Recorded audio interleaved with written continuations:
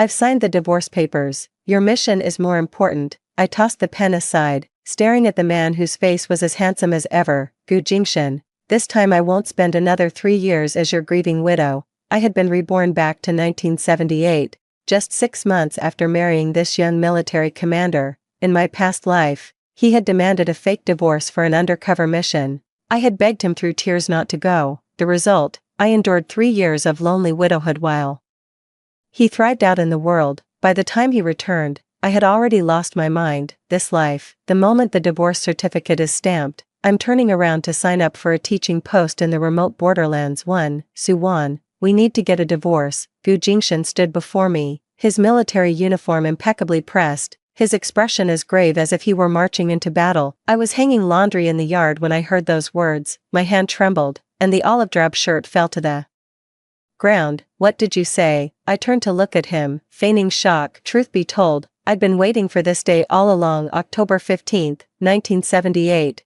It had been exactly 3 months since my rebirth, and every single day I had waited for him to utter those words. On this day in my previous life, he stood in the courtyard just like this and told me the news. Back then, I cried my eyes out and begged him not to leave me, kneeling on the ground. So what happened? He still left, claiming it was a fake divorce arranged by the organization, asking me to wait for him for 3 years. I waited like a fool for 3 years, rejecting all suitors, turning down the job my father introduced me to, and refusing my mother's suggestion to remarry. 3 years later when he returned, I had already gone mad because I accidentally overheard his comrade's wife saying on the street that Gu Jingshan had already found a new love and had a child elsewhere. The woman said, "Sister Wan is really pitiful, still waiting foolishly at home." At that time, I fainted right on the street and started acting crazy. After waking up later, he came back to see me, but I no longer recognized him. Wan, listen to me. Gu Jingshan approached me with a frown, his voice filled with a tenderness he had never shown before. I took a step back, dusted off my hands, and said, "No need to explain, I agree." He froze, a flicker of disbelief crossing his deep eyes.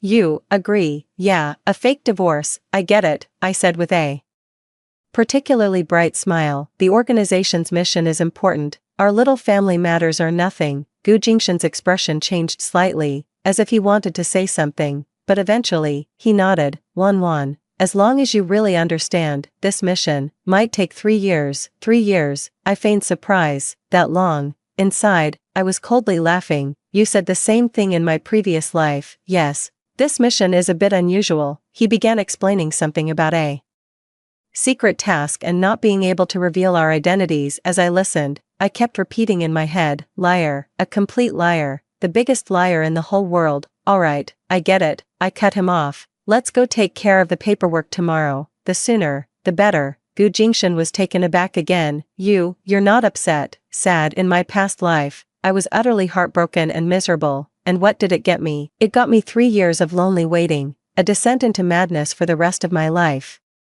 And his happy life with another woman, what's there to be sad about? I shrugged. It's all fake anyway, not a real divorce. What about you in these 3 years? These 3 years for me? I tilted my head and thought, I want to go teach in a rural area. I heard they are in great need of teachers in the border regions. Gu Jingshan's face immediately turned grim. Teach in a rural area, the border regions, the conditions there are very harsh. What's there to be afraid of? I'm not some delicate girl, I said nonchalantly. Besides, you're dedicating 3 years to a national mission, so why can't I contribute 3 years to the cause of education? He opened his mouth as if to object, but couldn't find a suitable reason. After all, he had just been lecturing me about righteousness and how important national missions were. Wan, let's discuss this again. There's nothing to discuss. I turned back to hang the clothes. It's settled. I'll handle the paperwork tomorrow and sign up for the teaching program the day after. Gu Jingshan stood behind me. I could feel the weight of his complicated gaze. After a long pause, he finally spoke. I thought you would cry.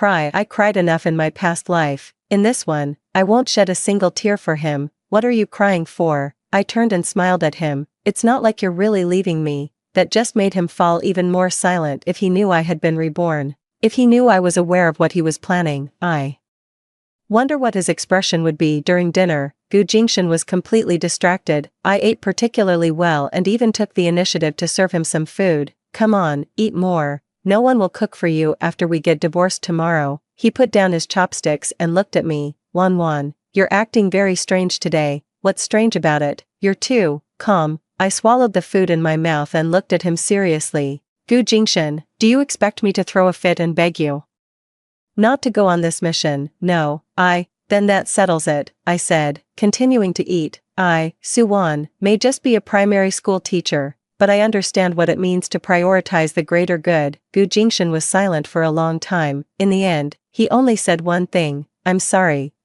He had never said these 3 words in his previous life.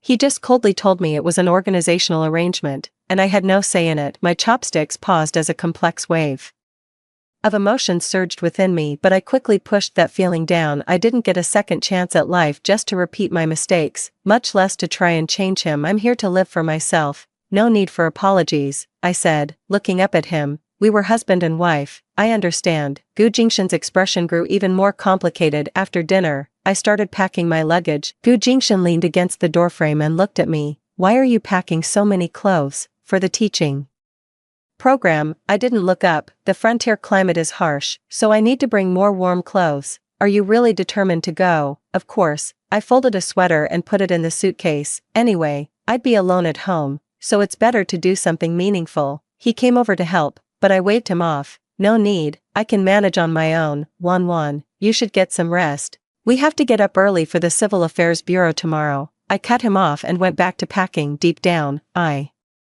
knew exactly what he wanted to say. It was nothing but empty comfort, promises that he'd come back for me in 3 years.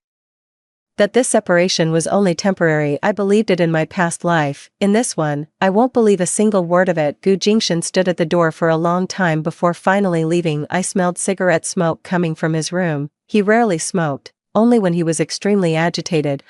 Agitated. In his previous life, he wasn't agitated at all. He was more likely to be excited. After all, he could finally get rid of his nagging wife at home and pursue his long-lost love. I lay in the dark, my eyes wide open, my mind filled with memories of my past life. When he returned 3 years later, I was already insane, but occasionally I would still have moments of clarity. During those lucid moments, I heard many stories about what he had done over the past 3 years. All those undercover missions were fake. He did go on a mission, but it only lasted a year. The remaining 2 years, he lived in a small city in the south with his first love, leading a blissful life. His first love was named Lin Yuyan, a doctor. It was said that she was exceptionally beautiful and had a gentle and kind personality. They were supposed to get married, but because Lin Yuyan's father opposed it, she was forced to marry someone else. After that man died, Lin Yuyan was widowed, and Gu Jingshan seized the opportunity of this mission to go find her. They lived together for 2 years and even had a son. 3 years later,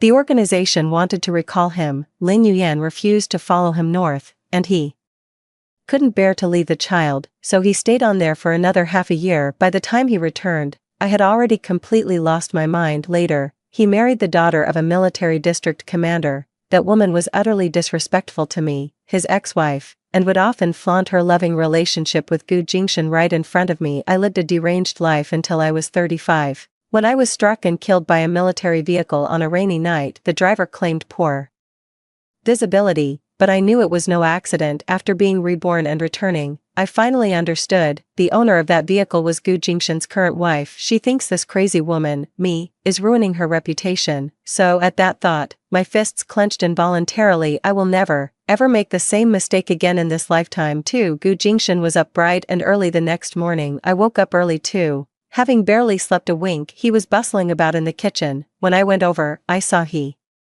was actually making breakfast for me. You're up so early, I feigned surprise. I want to make you a meal, he said without looking up. It might be a long time before you get to have one again. Watching his busy figure from behind, a pang of sorrow welled up in my heart. On the morning of our divorce in my past life, he did nothing at all, not even offering a single word of comfort. Why is it different this time around? No need to be so formal, I said, taking a seat at the table. It's not like we're parting ways forever. Gu Jingshan's hand paused for a moment before he resumed frying the egg. Yeah, it's only temporary. His voice sounded a little strained. Breakfast was plentiful, with fried eggs, congee, and my favorite pickled vegetables. I was eating with great relish, but Gu Jingshan kept watching me. Why aren't you eating? I looked up and asked him. Not hungry. That won't do. We still have to go to the Civil Affairs Bureau later. How can we handle the paperwork without eating?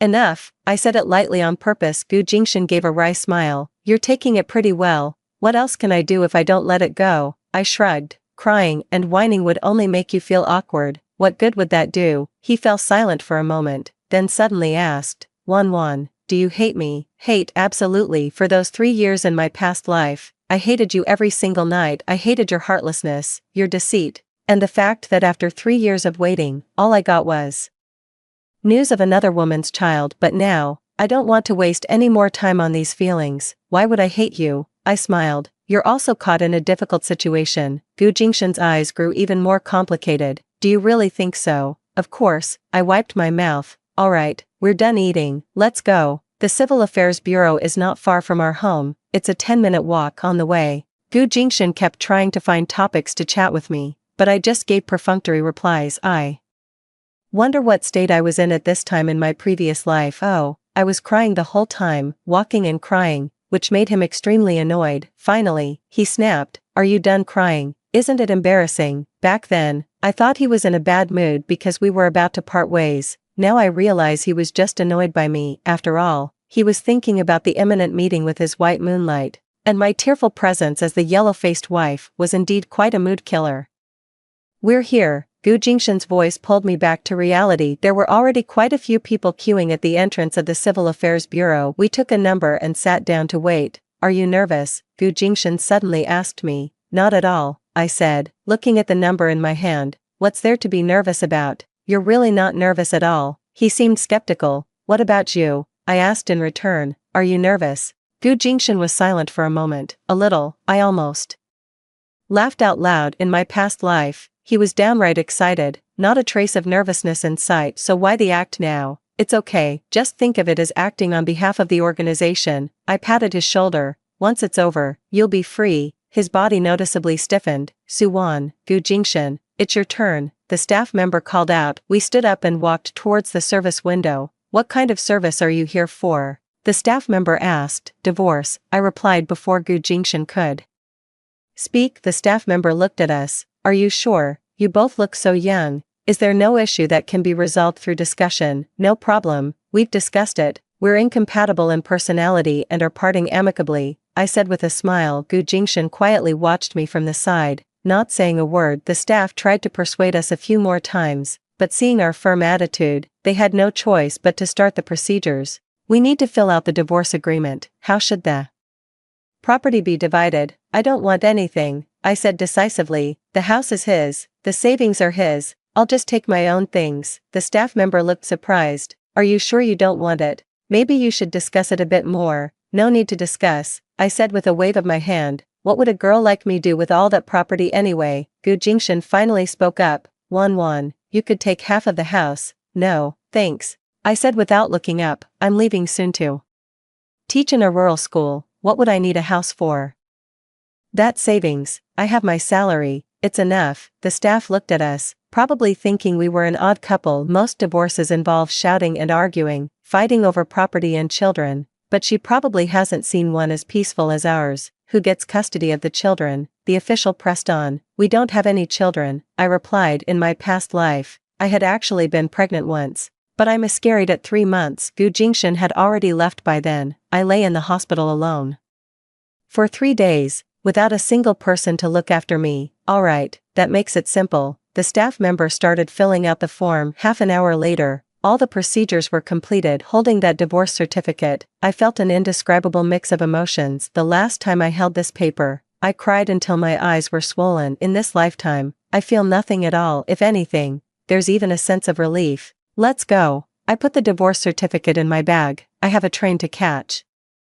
What? You're leaving today? Gu Jingshan was stunned. Yeah, I bought the tickets last night. I glanced at my watch. The train at 2 p.m. Perfect timing. Gu Jingshan's face turned grim. Why didn't you tell me earlier? What difference would it make if I told you? I retorted. Aren't you leaving right away too? He opened his mouth as if to argue, but in the end, he said nothing. I was right. He really was about to leave too. I'll take you to the train station, he said. No need, I can get there myself, I said, waving my hand. Don't you have things to take care of? Wan, he called out to stop me. If anything comes up, remember to write to me. Writing letters. In my previous life, I wrote you countless letters, but how many did you reply to over 3 years? You replied to less than 10 letters in total, and each one was just a formal greeting, not a single word expressing any thought of me. Okay, sure. I nodded perfunctorily. We said our goodbyes outside the Civil Affairs Bureau. Gu Jingshan stood there, watching me walk away, his gaze as heavy and complex as a stormy sky. I didn't look back. My steps were light, almost as if I could fly free at last, finally free for the rest of my life. I will never live like a widow for any man again. Back home, I quickly grabbed my luggage and headed straight to the train station. Sitting on the train, watching the scenery outside flash by, I felt an excitement I had never experienced before in my past life. I cried at home for 3 days and 3 nights, nearly weeping my eyes blind. In this life, I'm on a train, munching on sunflower seeds and planning my new future. Teaching in the borderlands is just the first step. I have many more things to accomplish. For instance, I'll leverage my rebirth advantage to start some small businesses and make money. For instance, riding the wave of reform and opening up to start a business. For instance, finding the right person who truly loves me and settling down when the time is right. In short, this life, I'm going to live for myself, and as for Gu Jingshan, he can go wherever he pleases and be with whomever he wants. It's none of my business. The train headed west, carrying me toward my new life. Leaning against the window, I watched the sunset, a smile curling at the corner of my mouth. Goodbye, Gu Jingshan. In this life, our paths shall never cross again. 3. After the train had raced across the Gobi Desert for a full day and night, I finally reached my destination, a small county town in Xinjiang. Stepping off the train, I was met with a sky full of swirling yellow sand and the scorching heat of the sun. Professor Su, a middle-aged man in a gray mouse suit was holding up a sign. Searching through the crowd, spotting me, he hurried over. You must be Professor Su Wan. I'm Director Zhang from the County Education Bureau, he said warmly, shaking my hand. You've had a long journey. Was the trip smooth? It was fine, I replied with a smile. Thank you for meeting me, Director Zhang. No trouble at all. Director Zhang waved his hands repeatedly. We're thrilled that a college student like you is willing to come here for teaching assistance. He helped me with my luggage and, as we walked, introduced the situation. The conditions in our county are quite tough, so you should be mentally prepared. However,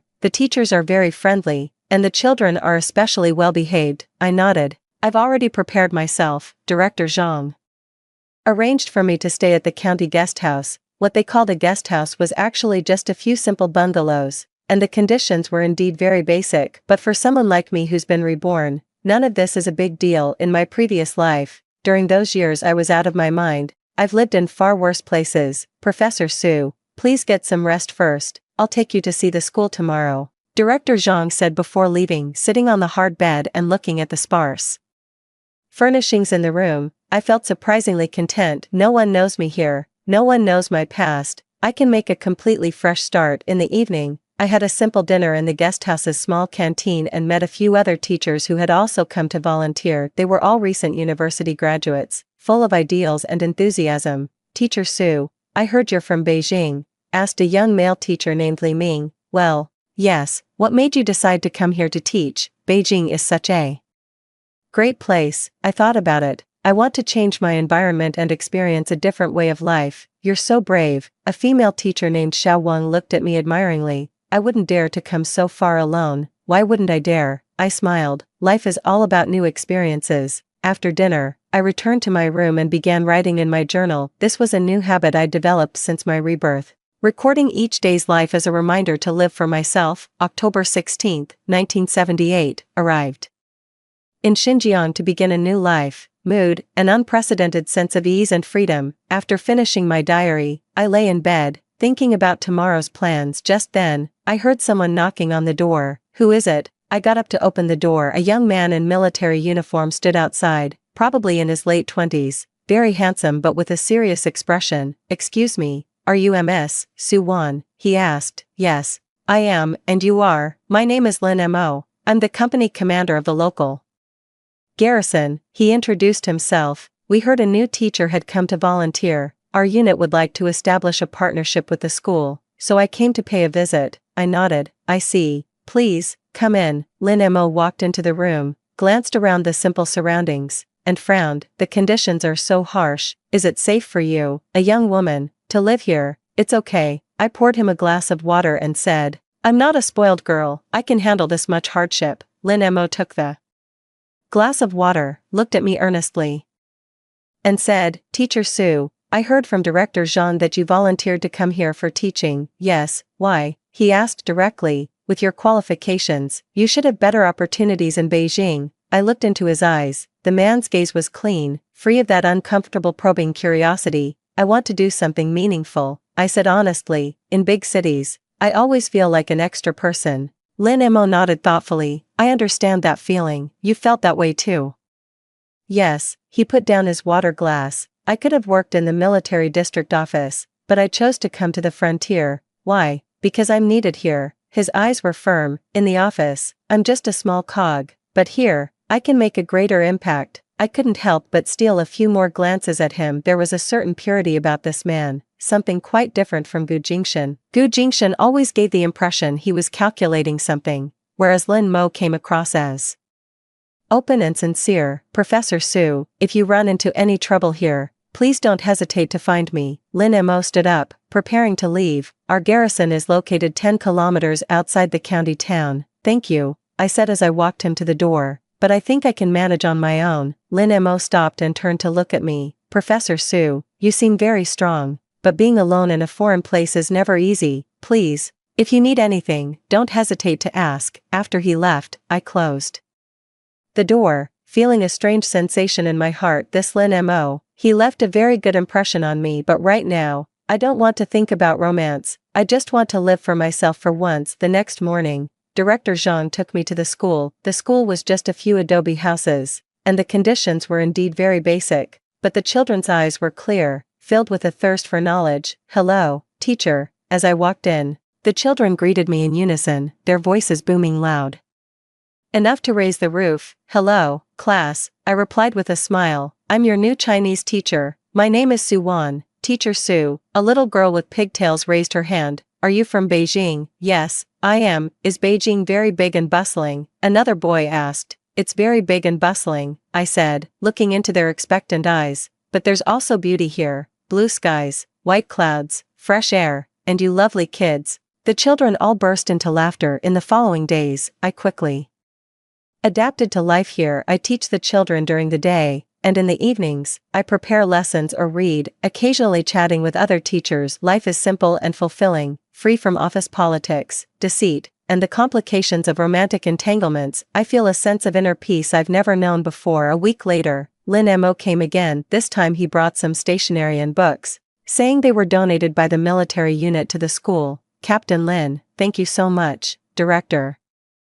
Jean gripped his hand tightly, unable to let go. These things are so precious to the children, it's the least we can do, Lin Mo said with a smile. Education is the foundation of the nation, and it's our duty as soldiers to support the cause of education. After distributing the items, Lin Mo found me. How are you adjusting, Teacher Sue? Great, I replied sincerely. The kids here are adorable, and my colleagues are very easy to get along with. That's good to hear. He seemed relieved.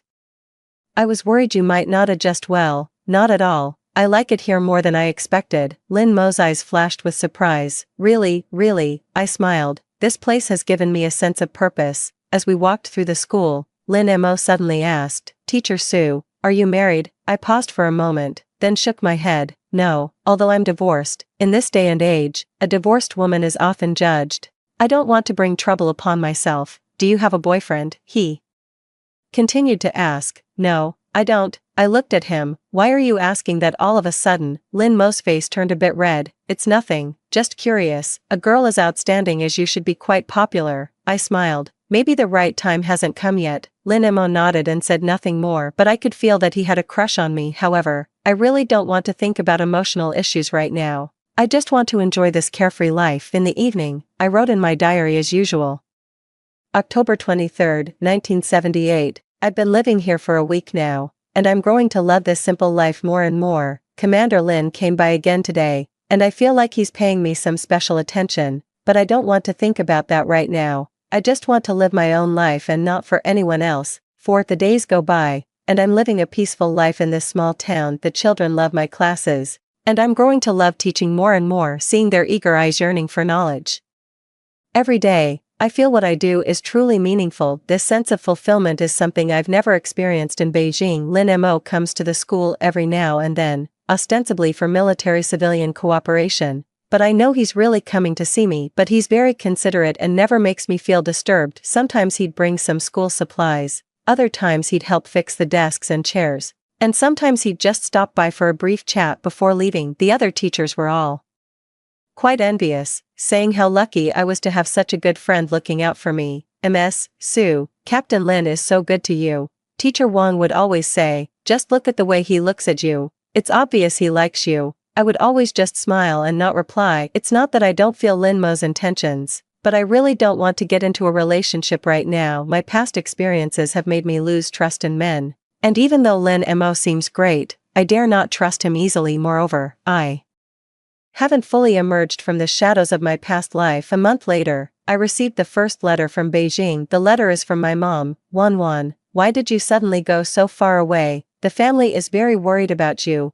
What exactly is going on between you and Xiaogu? His mom has come to our house several times, saying that you two are divorced. Is that true? Seeing this letter, I feel a mix of emotions. After Gu Jingshan left in my previous life, I also received similar letters, but back then, I was constantly crying and had no mood to reply. In this lifetime, I owe my family an explanation. I picked up my pen to write a reply. Mom, Gu Jingshan and I really are divorced, but it's not because our relationship fell apart, it's because of his work. He's been assigned a mission, and it's not convenient for him to have family with him. We've discussed it and agreed to remarry once his assignment is over. I came here to teach to better myself as well. Please don't worry about me. I'm doing just fine here. This letter is a mix of truth and lies, but it's the best explanation I can give for now. I can't tell my family the truth, because they wouldn't understand. In their eyes, a woman's place is at home, tending to her husband and children, not running off to the frontier to suffer hardships. After finishing the letter, I went to the post office to mail it. On the way back,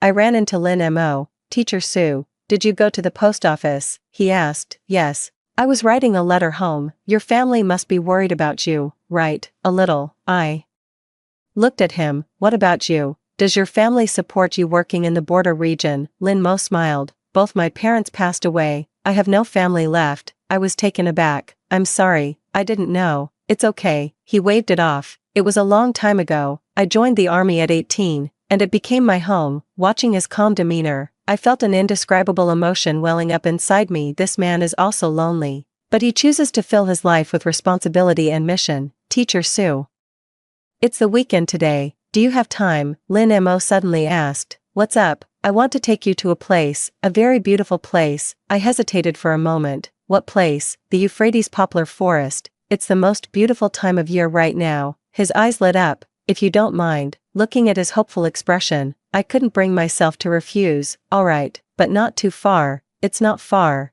Just 20 kilometers west of the county town. Early the next morning, Lin Mo came to pick me up in a military jeep. Hold on, the road is a bit bumpy, he reminded me. The car drove out of the county town and raced across the Gobi Desert. On both sides stretched endless desert, distant mountains like ink, and a sky as blue as a washed canvas. You'd never see a sight like this in Beijing. Half an hour later, we arrived at our destination. The sight before me took my breath away. Vast stretches of golden Euphratica poplar forest shimmered in the sunlight, like nature's own palette. Beautiful? Lin Mo asked me. Absolutely stunning, I couldn't help but exclaim. Even more beautiful than I imagined. The first time I saw this place, I felt the same way, Lin Mo said as we walked side by side through the poplar forest. Back then, I had just arrived in the frontier area and was feeling really down. Seeing this poplar forest suddenly made me feel better. Why were you feeling down? Because I left the familiar environment and came to a strange place. I felt lonely. He looked into the distance, but seeing these poplars, I suddenly understood a truth. What truth? Poplars can survive in such harsh conditions and thrive so brilliantly, which shows how resilient life is. As long as you have enough willpower, you can live a wonderful life anywhere. I looked at him, feeling somewhat moved. This man has a noble and far-reaching spirit, not driven by worldly ambition like Gu Jingshan. Professor Su, did you come to the borderlands with something weighing on your heart? Lin Mo suddenly asked. I was taken aback. Why do you ask? because I sense a quiet sorrow about you. You're always smiling, but sometimes your eyes betray a hint of, how should I put it, a look of someone who's been hurt. His observation skills are truly sharp. I was silent for a moment, then said, everyone has a past, don't they? Yes, Lin Mo nodded, but let the past be the past. What matters is the present and the future. You're right. I took a deep breath. I came here to start over. Have you found the fresh start you were looking for? I looked at the golden poplar forest in front of me, feeling a sense of peace I had never experienced before. I think I have. We spent the entire morning in the poplar forest. Lin Mo was very talkative, and we chatted about light and easy topics. He told me about the local customs and culture, about military life, and about his ideas for the construction of the frontier. I realized this man was a thinker, not just a soldier who blindly follows orders. He had his own thoughts, his own aspirations, and a clear plan for his life. Professor Su, what are your plans for the future? Lin Mo asked me over lunch. I haven't thought that far ahead, I said honestly. Right now, I'm focused on doing a good job with this teaching assignment. Will you stay here forever? I don't know. I shook my head. Maybe, maybe not. We'll see. Lin Mo nodded and didn't ask further, but I could sense that he hoped I would stay. On the way back, I kept thinking about what Lin Mo had said. He's right. Let the past be the past. What matters is now and the future. Isn't that why I came here? To start over. If that's the case, why let the shadows of the past hold me back? Perhaps I should truly let go of the hatred from my past life and start anew. But can I really let it go? The agony of those 3 years, the despair of betrayal, that feeling of being worse than dead. I closed my eyes, trying hard not to recall those terrible memories. Lin Mo seemed to sense the shift in my mood. He slowed the car and asked gently, are you all right, Professor Su? I'm fine, I said, opening my eyes and forcing a smile. If something's troubling you, you can tell me, he said, looking at me earnestly. I might not be able to solve it, but I can at least be a good listener. Looking into his sincere eyes, a wave of warmth washed over me. This man is truly wonderful. So wonderful that he almost makes me forget the pain Gu Jingshan caused me. However, I can't rush into a new relationship so quickly. I need time to heal, and I need time to learn to believe in love again. 5. After returning to the county, my life returned to calm, but my state of mind had subtly changed. Lin Mo's words kept echoing in my ears. Let the past be the past. What matters are the present and the future. Maybe he's right. I shouldn't dwell on hatred. A month later, another letter arrived for me. This one was from Gu Jingshan. The sight of his handwriting made my heart skip a beat. In my past life, he had written to me too, but those letters were always perfunctory greetings, devoid of any real feeling. I opened the envelope to find just a few short lines. 1. How are you? I heard you went to Xinjiang to teach. Conditions there must be tough, so please take good care of yourself. Everything is fine on my end, and the mission is progressing smoothly. I miss you. I miss you. I stared at those 2 words. My feelings too complex to put into words. These 2 words never appeared in his letters in his previous life. Why is this life different? Could it be because my reactions are different from my previous life, thus changing his attitude? I read the letter several times and finally put it away. Whether he's sincere or not, I won't trust him again. A few days later, Director Zhang came to me with some good news. Ms. Su, the county has decided to commend you, he said excitedly. You've only been here for 2 months, and you've already improved the children's grades so much. The county leadership is very impressed. It's the least I could do, I said modestly. The children were always bright, they just needed proper guidance. You're too modest. Director Zhang waved his hand. Other teachers are all praising you, saying your teaching methods are quite advanced. Indeed, I use some teaching concepts from the future, which are quite innovative for this era. By the way, the county is preparing to hold an awards ceremony, and you need to prepare a speech. Director Zhang reminded me. The awards ceremony is scheduled for next Friday, and all the county leaders will be attending. I prepared my speech carefully, focusing on the significance and personal insights gained from volunteer teaching. On the day of the awards ceremony, the auditorium was packed. The county magistrate presented the award to me personally, praising me as an outstanding youth of the new era. The applause from the audience was thunderous, and I saw Lin Mo sitting in the crowd, clapping for me. Our eyes met, and he gave me an encouraging smile. In that moment, an indescribable feeling of warmth surged within me. It was him who silently supported me when I needed affirmation the most in my life. After the meeting, many people came to congratulate me, but Lin Mo waited until the end to approach. Congratulations, Teacher Su. He extended his hand. You're truly remarkable. Thank you, I shook his hand. Thank you for coming to my recognition ceremony today. I told you, I would support your work, he said earnestly.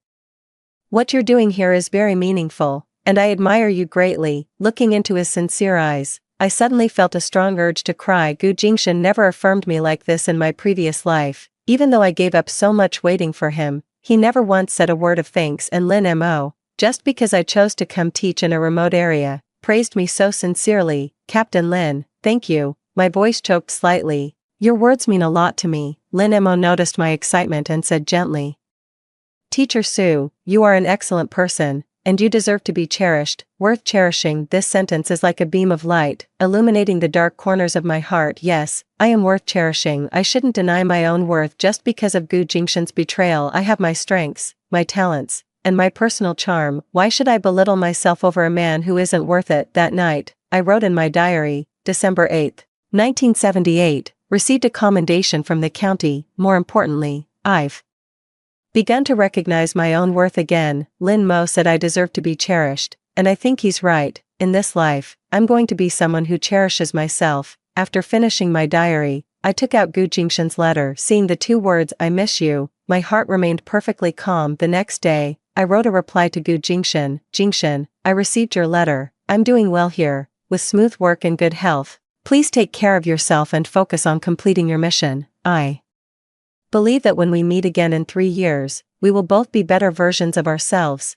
This letter is written in a very formal, impersonal tone. In my past life, whenever I wrote to him, it was always to pour out my longing and grievances. Looking back now, it seems so pathetic. After mailing the letter, I felt a great sense of relief. I can finally face the past with a sense of peace. Winter is here, and it's especially cold in Xinjiang, but my heart is growing warmer. The children like me more now. My colleagues are very kind to me, and Lin Mo still comes to visit from time to time, bringing heating items or nutritional supplements. Teacher Su, you need to wear more clothes. He always reminds me, don't catch a cold. Once I really caught a cold, and Lin Mo took leave specifically to take care of me. He made me ginger soup, bought medicine, and accompanied me to the clinic. You being here alone is really worrying. He looked at my pale face, his eyes filled with concern. I'm fine, just a common cold, I said weakly. What do you mean you're fine? He was a bit angry. Look at how thin you've become. Haven't you been eating properly? Seeing how worried he was, a wave of warmth washed over me. How long has it been since anyone cared for me like this? In my past life, whenever I was sick, I always had to tough it out alone. Gu Jingshan was never around,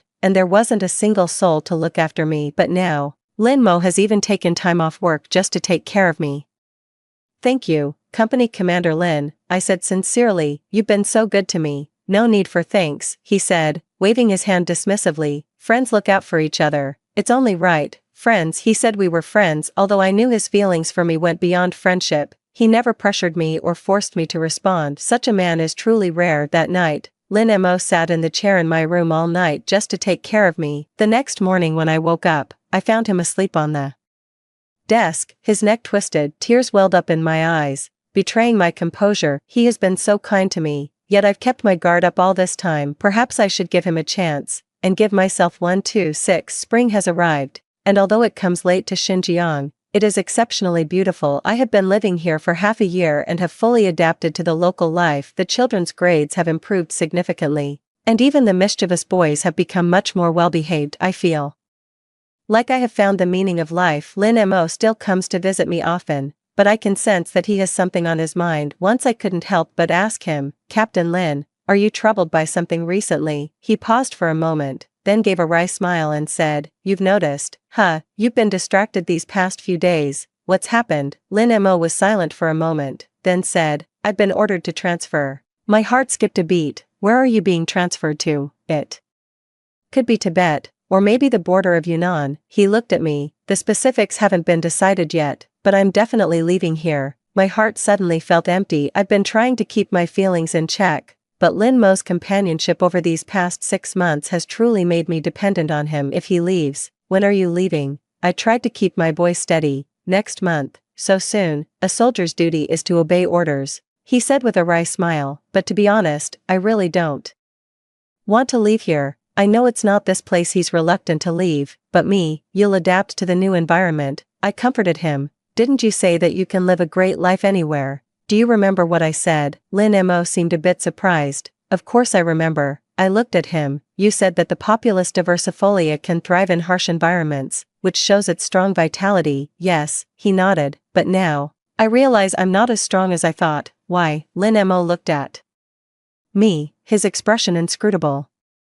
Because I can't bear to part with you. He had finally said it. My heart was pounding, but I fought to keep my composure. Company Commander Lin, Professor Su, I know you don't have those kinds of feelings for me. He interrupted me. And I don't want to pressure you. It's just, if I never see you again, I wanted you to at least know how I feel. Looking into his sincere eyes, I felt a wave of indescribable emotion well up inside me. He was truly a good man, so good that I couldn't help but want to cherish him. But was I really ready to start a new relationship? Captain Lin, you don't have to answer me right away. He smiled gently. I just want you to know that there's someone in this world who truly cares for you, who loves you. No matter what decision you make, I will respect it. That night, I couldn't sleep. I kept thinking about what Lin Mo had said, about how he had taken care of me over the past 6 months, and about the fact that he was about to leave. I realized how much I had come to care about him. If he really leaves, I'll be really reluctant to let go. But does this reluctance count as love? Can I ever believe in love again? The next day was the weekend,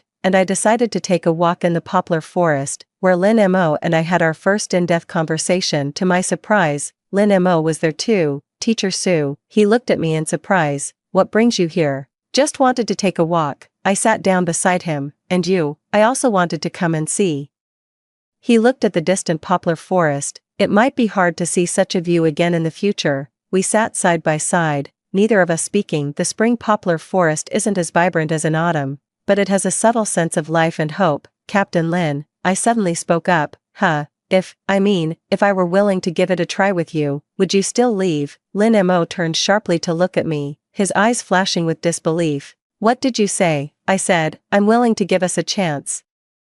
I mustered my courage to look at him. You've been so good to me these past 6 months, and I don't want to lose you. Lin Mo's eyes instantly welled up with tears. Teacher Su, are you really willing? I am willing, I nodded, but you should know, I might need time to adjust. I've been hurt before. I know. Lin Mo gently held my hand. I won't rush you. We can take it slow. What about your transfer? I'll try to delay or refuse. He said firmly, if I really can't avoid it, I'll apply to be transferred to a place closer to here. Watching him willing to disobey orders for my sake, I felt a mix of emotions. This man's feelings for me are genuine. Could you be jeopardizing your career because of me? I asked worriedly. Being with you is the best future I could hope for, he said earnestly. Teacher Su, my first half of life was lived for others, for the country, for missions, for responsibilities. Now, I want to live for myself once, to live for love once. His words made me think of myself. Wasn't I the same? In my previous life, I lived for Gu Jingxin,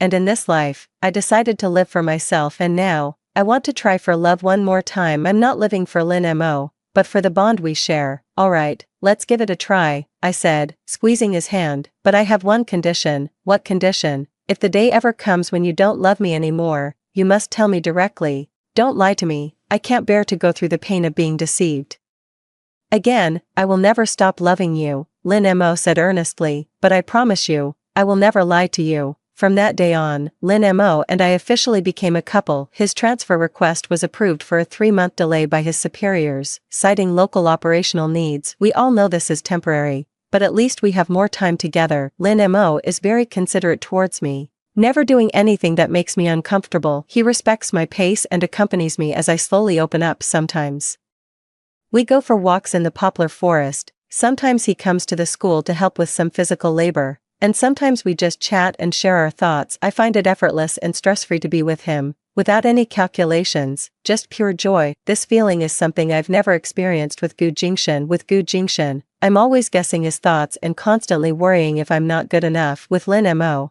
I can be my true self. A month later, I received another letter from Gu Jingxin. This letter was much longer than the last one. He described his work and life in detail and asked a lot about me. The last paragraph read, Wan, I miss you more and more. I thought time would dull the longing, but instead, it has grown stronger. I'm beginning to question whether my decision back then was right. If I could choose again, Maybe I wouldn't have let you bear the pain of separation alone. When I return, let's talk properly, okay? After reading this letter, I felt absolutely nothing. If I had received such a letter in my previous life, I would have been so excited that I couldn't sleep. Now, I just find it laughable waiting for you to realize my worth. It's too late. I showed the letter to Lin Mo. Is this from your ex-husband? He asked after reading it. I nodded. We got a fake divorce. He went on a mission. He seems to miss you a lot. Lin Mo's expression was complicated. Would you mind? I asked with concern. I'd be lying if I said I didn't. Lin Mo answered honestly, but I care more about how you feel. Do you still love him? I shook my head. No, I don't. Then that's all that matters, Lin Mo said softly, pulling me into a gentle embrace. What's past is past. We need to look forward. 7. The 3-month deadline was quickly approaching, and Lin Mo's transfer order was officially issued. He was transferred to the border of Yunnan, thousands of kilometers away from here. I can apply to go with you, I told him after hearing the news. Lin Mo shook his head. The conditions there are even tougher, and your work here is just starting to show promise. You shouldn't give up halfway. But, listen to me, he said, taking my hand. I've already applied for leave with my superiors. I'll get home leave every year to come back and see you. Besides, this transfer isn't permanent. In 2 years, I'll have a chance to be reassigned back here. My heart ached. It had taken so much for me to accept him, and now we had to part again. 2 years is too long, I said. We can write letters. It's much more convenient now than before. Lin Mo comforted me. And maybe I can come back early. Although I felt reluctant, I knew there was no other way. A soldier's duty is to obey orders. I can't let personal feelings affect his future. On the day Lin Mo left, many people came to see him off. He had worked here for 3 years and had built deep friendships with everyone. I stood among the crowd, watching him say goodbye to each person. My emotions, too complex to describe. Finally, he came up to me.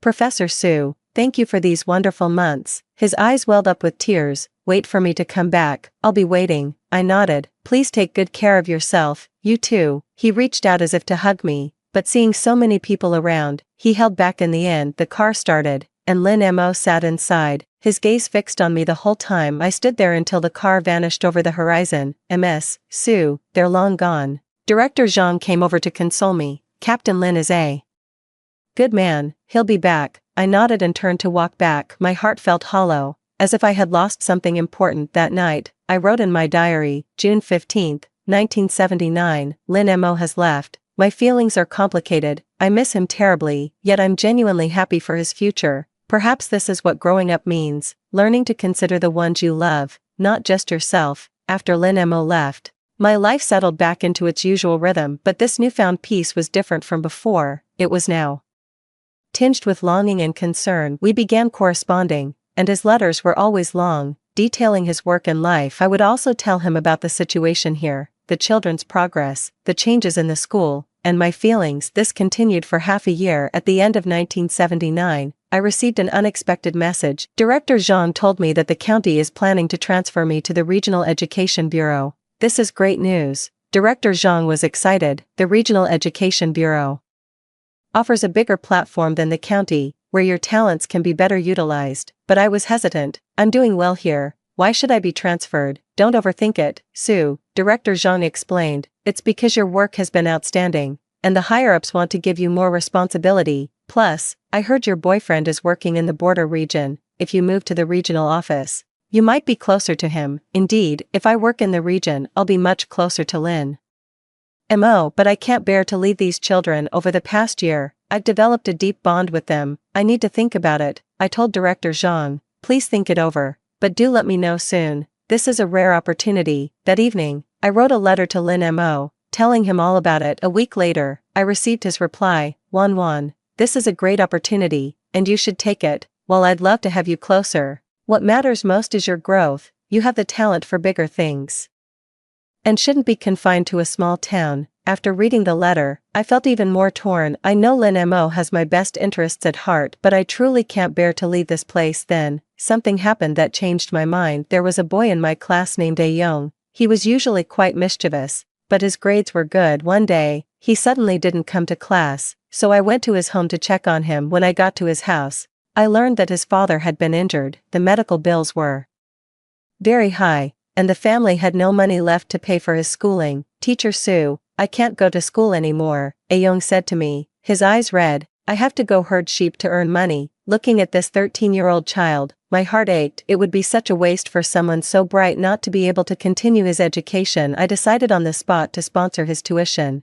But I knew this was only a temporary solution. There are many other children here, like Ayoung, who have dropped out of school due to family hardship on my own. I can't possibly help that many people. If I were to go to the Regional Education Bureau, I might be able to secure help for more children. With that thought, my mind was made up. The next day, I went to Director Zhang and said, I agree to be transferred to the Regional Education Bureau. Great, Director Zhang was delighted. You've made a wise choice, but I have a request. Please go ahead. I hope to secure more resources for education in this county, especially for supporting disadvantaged students. Well, we can bring this up with the higher-ups. Director Zhang nodded. With you at the Regional Education Bureau, our county's education is sure to improve. In February 1980, I was officially transferred to the Regional Education Bureau. When it was time for me to leave, the entire school, teachers and students alike, came to see me off. The children were crying their eyes out, especially Ayoung, who was the most heartbroken of all. Will you come back to see us, Ms. Sue? He asked, his voice choked with sobs. Of course I will, I said, crouching down to hug him, and when I get to my new place, I'll find a way to help more children like you. Really, really, I nodded earnestly. That's my promise to all of you. On the bus heading out of the region, I looked back at the county town fading into the distance. That was where I spent the most fulfilling year and a half of my life. I found my purpose, met the love of my life, and learned to strive for a greater cause. Now, I am about to embark on a new journey. Upon arriving in the region, I was assigned to work in the Teaching Research Office of the Education Bureau, primarily responsible for teacher training and teaching reform initiatives. The work was demanding, but incredibly rewarding. Drawing on the experience I had gained at the county level, I provided recommendations for educational reform across the entire region. Many of these policy suggestions were adopted, including a financial aid program for students in need. 6 months later, Lin Mo came back on leave to see me. Seeing him again, I was so overwhelmed I nearly cried. You've lost weight, he said, looking at me with concern. You have too, I said, reaching out to touch his face. The work at the border must be tough. Huh, it's okay, he said, taking my hand. Seeing you again makes all the hardship worth it. We held each other in an embrace, savoring the sweetness of our reunion after so long apart. Over the next few days, Lin Mo accompanied me as I showed him my new work environment and the results I had achieved. You're truly remarkable, he praised sincerely, to have accomplished so much in just half a year. That's only right, I said with a smile. Now that we have this platform, we should make full use of it. I'm proud of you, he said earnestly. You found the path that suits you best. 8. Lin Mo's vacation is very short, only 1 week. We cherish every day we spend together, going shopping, watching movies, and talking about our future. In 1 more year, my assignment at the border will be over, Lin Mo said. I'll apply for a transfer to work near you then. Really? I asked, my heart leaping with joy. Of course it's true, he said, looking at me earnestly. Wan, I want to marry you. My heart was racing. Is it too early to talk about this? It's not too early, Lin Mo held my hand. We've been together for over a year now, and my feelings for you only grow deeper. But are you still thinking about your ex-husband?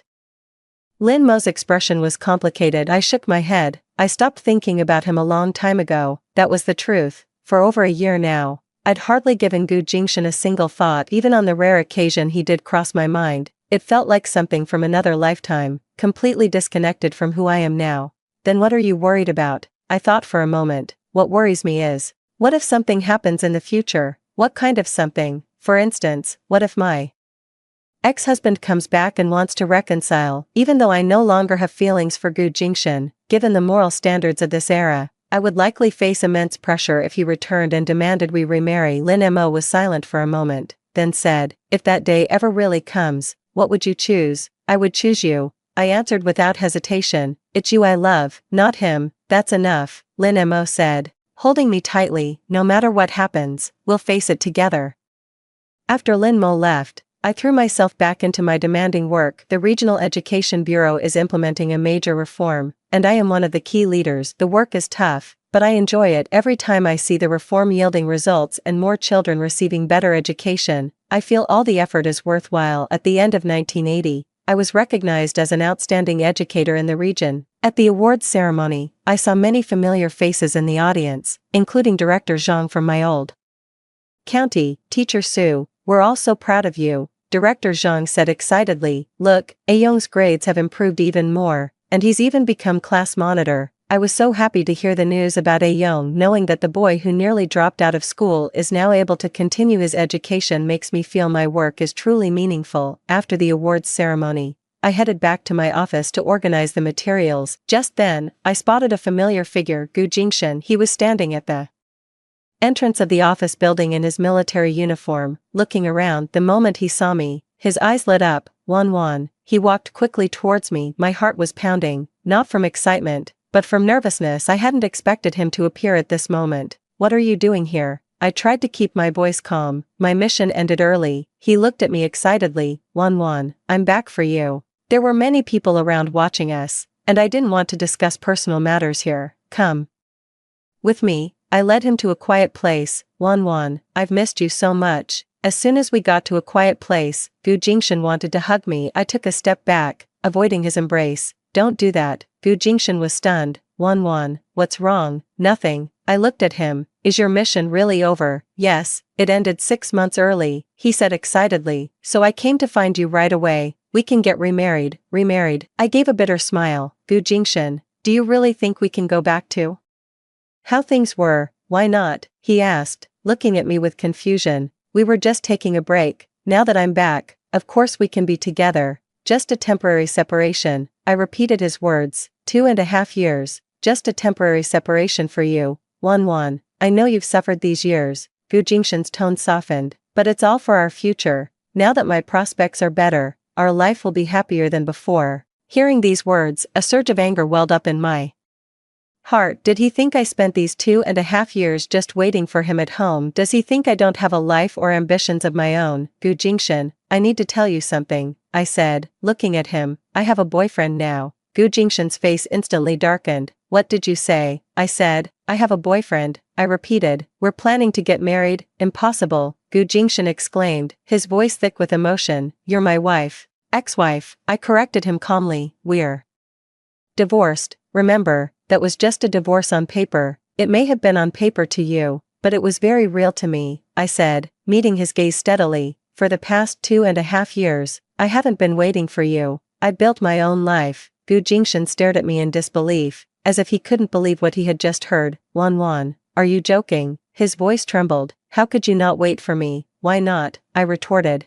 Do you think I'd spend my life in widowhood for a man who abandoned me? I didn't abandon you. Gu Jingshan was frantic. I was on a mission. Oh really? I said with a sarcastic smile. Did you ever think of me when you were on your missions? Of course I did. Then why did you never mention missing me in your letters? I pressed on. Why did you never ask how I was doing? Gu Jingshan opened his mouth as if to argue, but in the end, he said nothing, because he knew I was right. In our past life, the letters he wrote me were always just formulaic greetings, never showing any genuine care. Wan, forget it. I waved my hand. Let's not talk about the past. In short, there's no chance for us anymore. No. Gu Jingshan grabbed my arm excitedly. Wan, I won't give up. Who is your boyfriend? I want to meet him. I shook off his hand. You have no right to meet him. Of course I have the right. Gu Jingshan's eyes flashed with anger. I'm your husband, ex-husband. I corrected him again. And even if we hadn't divorced, you have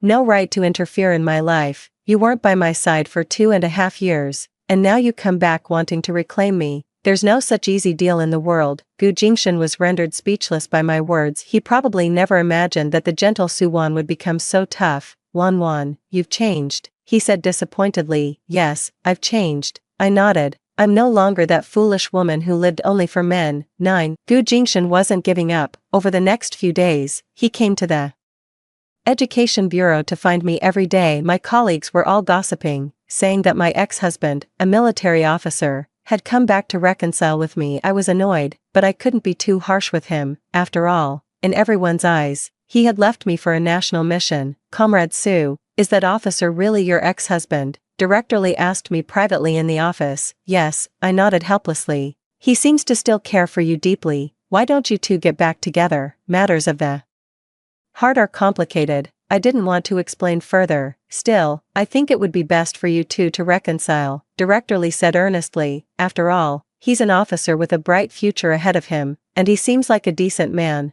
That's the mindset of this era. A woman should find a promising man to depend on, but I am no longer a woman of that era. I have my own career, my own aspirations. I don't need to depend on anyone. That afternoon, Gu Jingshan came again. This time, he brought a bouquet of flowers and a box of pastries I used to love.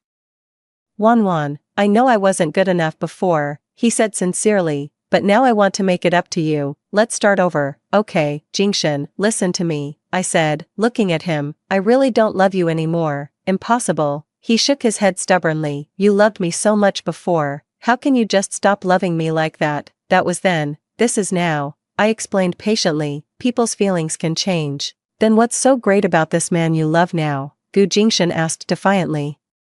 What does he have that I don't? He's better than you in so many ways, I answered without hesitation. He respects me, supports my career, and never makes me feel neglected. I can do all that too. It's too late. I shook my head. You've missed your chance. Gu Jingshan was silent for a long time before finally saying, Wan, give me a chance. Let me prove I'm better for you than he is. How would you prove it? Let's make this a fair fight, he said earnestly. I'm not asking you to get back with me right away, but don't rush into marrying him either. Give me 1 year. If after that time you still choose him, I'll walk away for good. I thought it over and decided the proposal was actually quite reasonable. After all, Lin Mo wouldn't be back for over half a year. In the meantime, Gu Jingshan couldn't possibly cause any real trouble. All right, you have a deal, I nodded, but on one condition. What conditions? During this year, you cannot interfere with my work and life, bother me, or cause trouble for my boyfriend. I agree. He probably thought that with his conditions, a year would be enough to win my heart back. Unfortunately, he doesn't know that my heart has long been dead,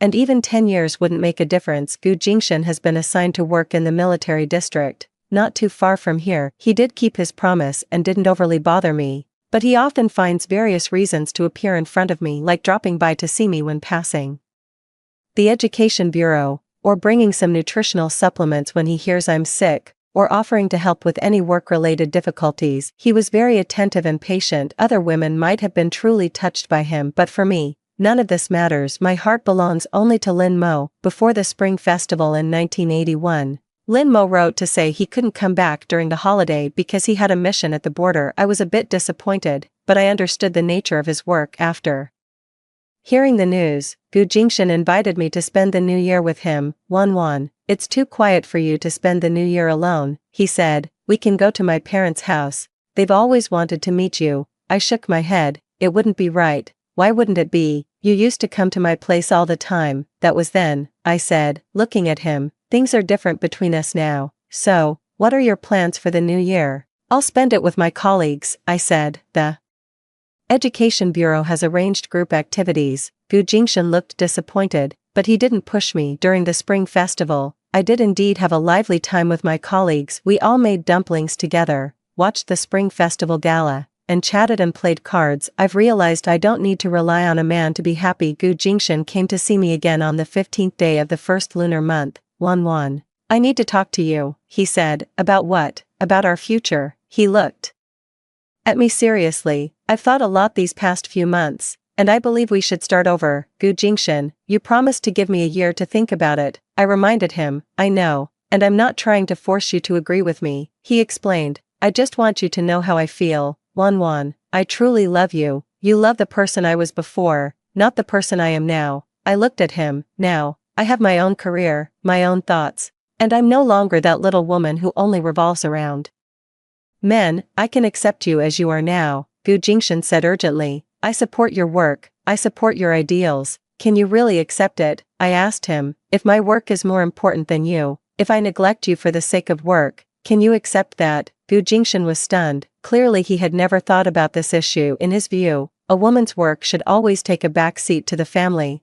He wanted to say something, but in the end, he said nothing. You see, you can't really accept it, I said with a bitter smile. What you want is the Suwon who used to treat you as her whole world, but that Suwon no longer exists. Gu Jingshan remained silent for a long time before finally asking, Wan, then tell me, what kind of person is your boyfriend? He's someone who truly respects me. I thought of Lin Mo, and a smile involuntarily appeared on my face. He supports my work, understands my pursuits, and never asks me to change myself for him. Seeing the smile on my face, Gu Jingshan's expression twisted in pain. You really do love him, he said. Yes, I nodded. I love him, just as he loves me. Then what about me? You should start a new life. I looked at him. Forget about me and find a woman who truly suits you. Gu Jingshan smiled bitterly. If forgetting were that easy, I wouldn't have come to find you. Time will heal all wounds. I comforted him. Trust me, you'll meet someone better. That night,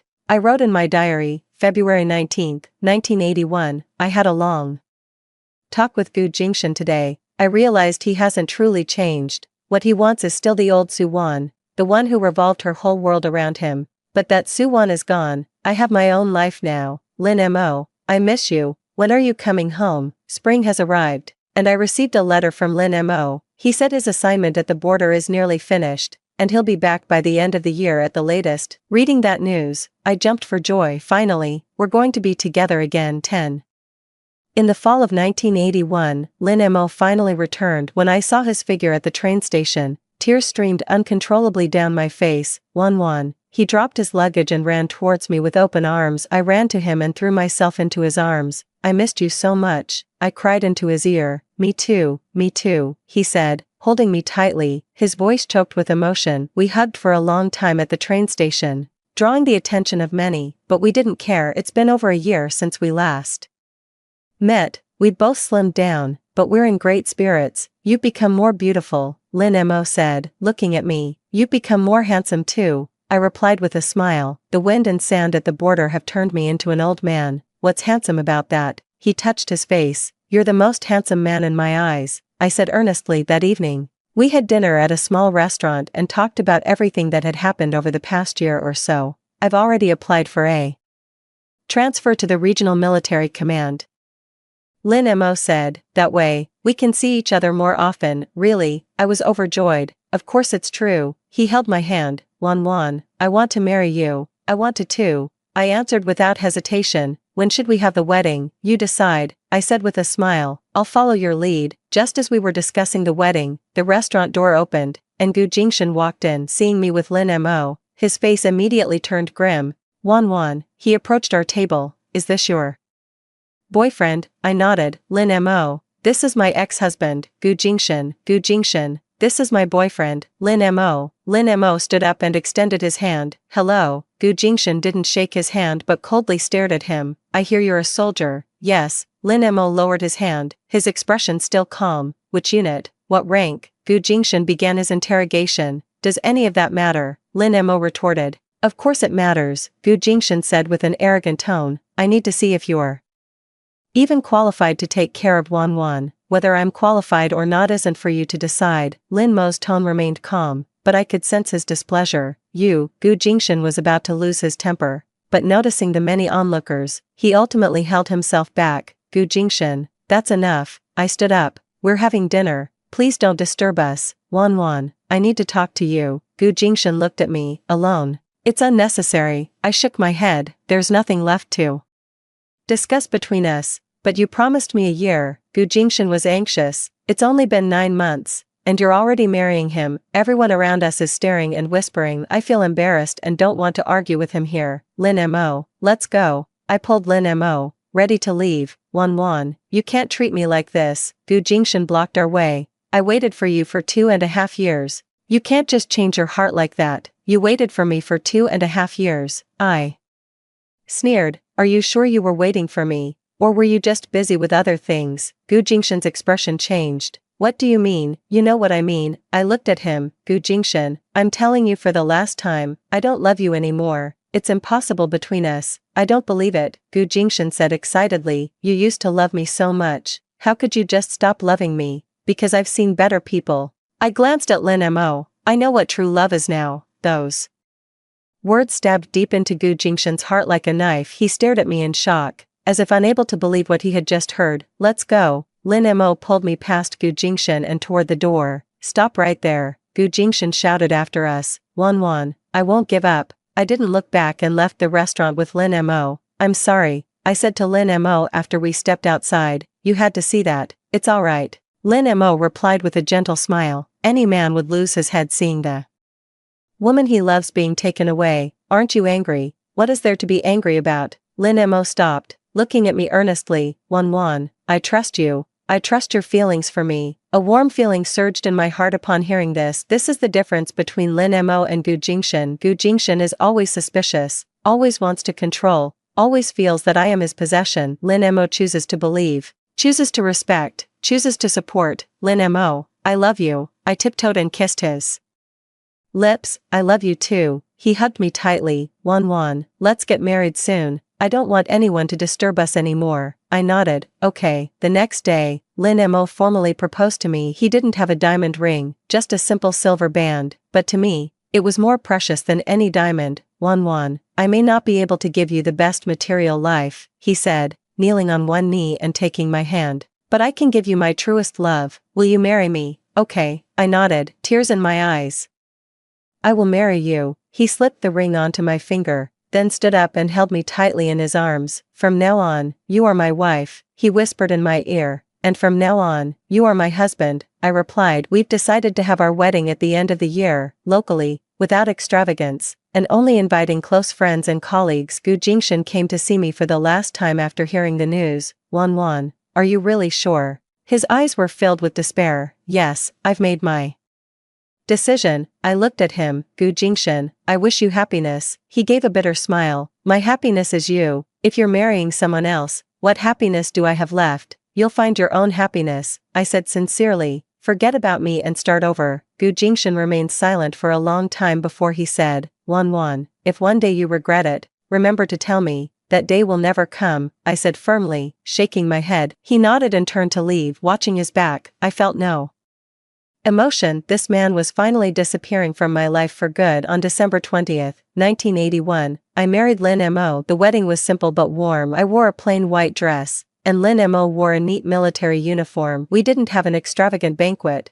just 2 tables of food at the guest house, inviting our closest friends and colleagues. Director Zhang from the county specially came to attend my wedding and brought well wishes from my former students. Congratulations, Ms. Su, he said happily. The children all miss you and wish you a very happy marriage. Looking at the blessing letters written in those childish scrawls, my eyes filled with tears. Those children are one of the most beautiful memories of my life. Thank you, I said, my voice choked with emotion. Please thank the children for me. The wedding went off without a hitch. I breathed a sigh of relief when Gu Jingshan didn't show up to cause trouble as Lin Mo and I exchanged rings. I felt a happiness unlike anything I'd ever known. This is the life I want, simple, sincere, and full of love. Comrade Lin Mo, Comrade Su Wan, from this day forward, you are officially husband and wife, the host announced. The groom may now kiss the bride. Lin Mo kissed me tenderly, and the room erupted into warm applause. In that moment, I felt like the happiest woman in the world. In this second chance at life, I have finally lived for myself and found the happiness that is truly mine. Married life is very fulfilling. Lin Mo was transferred to the regional military command, and we bought a small house in the area, starting our new life together. He is very considerate, often helps with housework, and never complains about my busy work schedule. I also love him deeply and do my best to take care of him, giving him a warm and loving home. We all have our own careers, but we also consider each other. Sometimes he has to go on a business trip for a mission, and I worry about his safety. Sometimes I have to work late for research and teaching, and he brings me midnight snacks.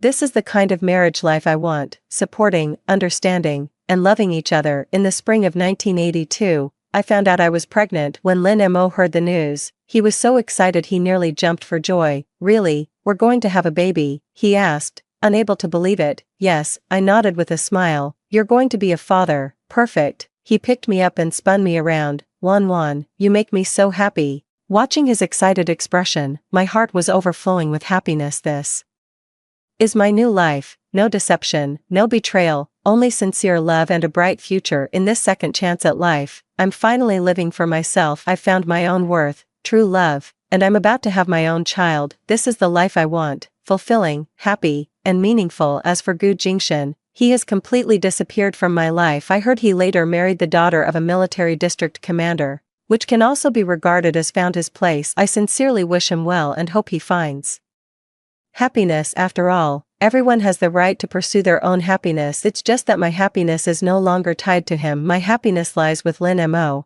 in our soon-to-be-born child, and in the educational career I am passionate about. That is enough. Years later, when I look back on this experience of rebirth, I came to understand one truth: the most important thing in life is not to change others, but to change yourself. In my past life, I lived for Gu Jingshan, losing myself in the process.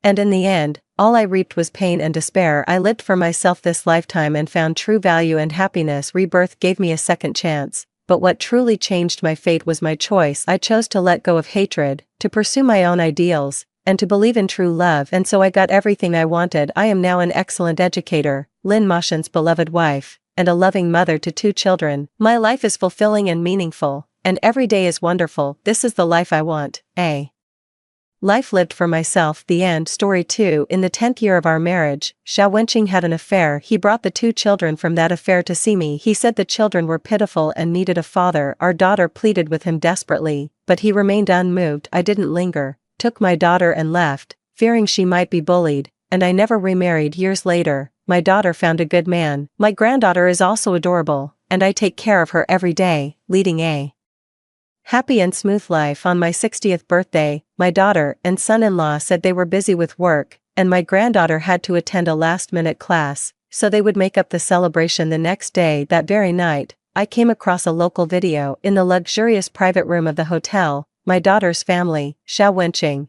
and his 2 children, 6 of them in total, gathered around to sing happy birthday to the woman he had an affair with back then. My daughter also called her Aunt Song. My daughter said my 60th birthday celebration must be a grand affair. I told her not to go to any trouble or expense. She insisted, saying she's seen all the hard work I put in over the years, so the birthday banquet has to be a truly splendid event. My heart swelled with warmth, and I was deeply touched. All these years, I raised my daughter on my own, watching her grow up, get married, and start a family of her own. My son-in-law is very devoted. He takes care of me as if I were his own mother. My granddaughter is adorable too, always calling me grandma in the sweetest voice. I am truly happy. The pain of Xiao Wenqing's betrayal has been slowly healing over these years, so when my daughter brought up the idea of a grand celebration for my birthday, I was truly touched. I also look forward to the day of my 60th birthday. As one grows older, they enjoy, and more than anything, they want to see their children around them, making life feel hopeful. So on that day, I got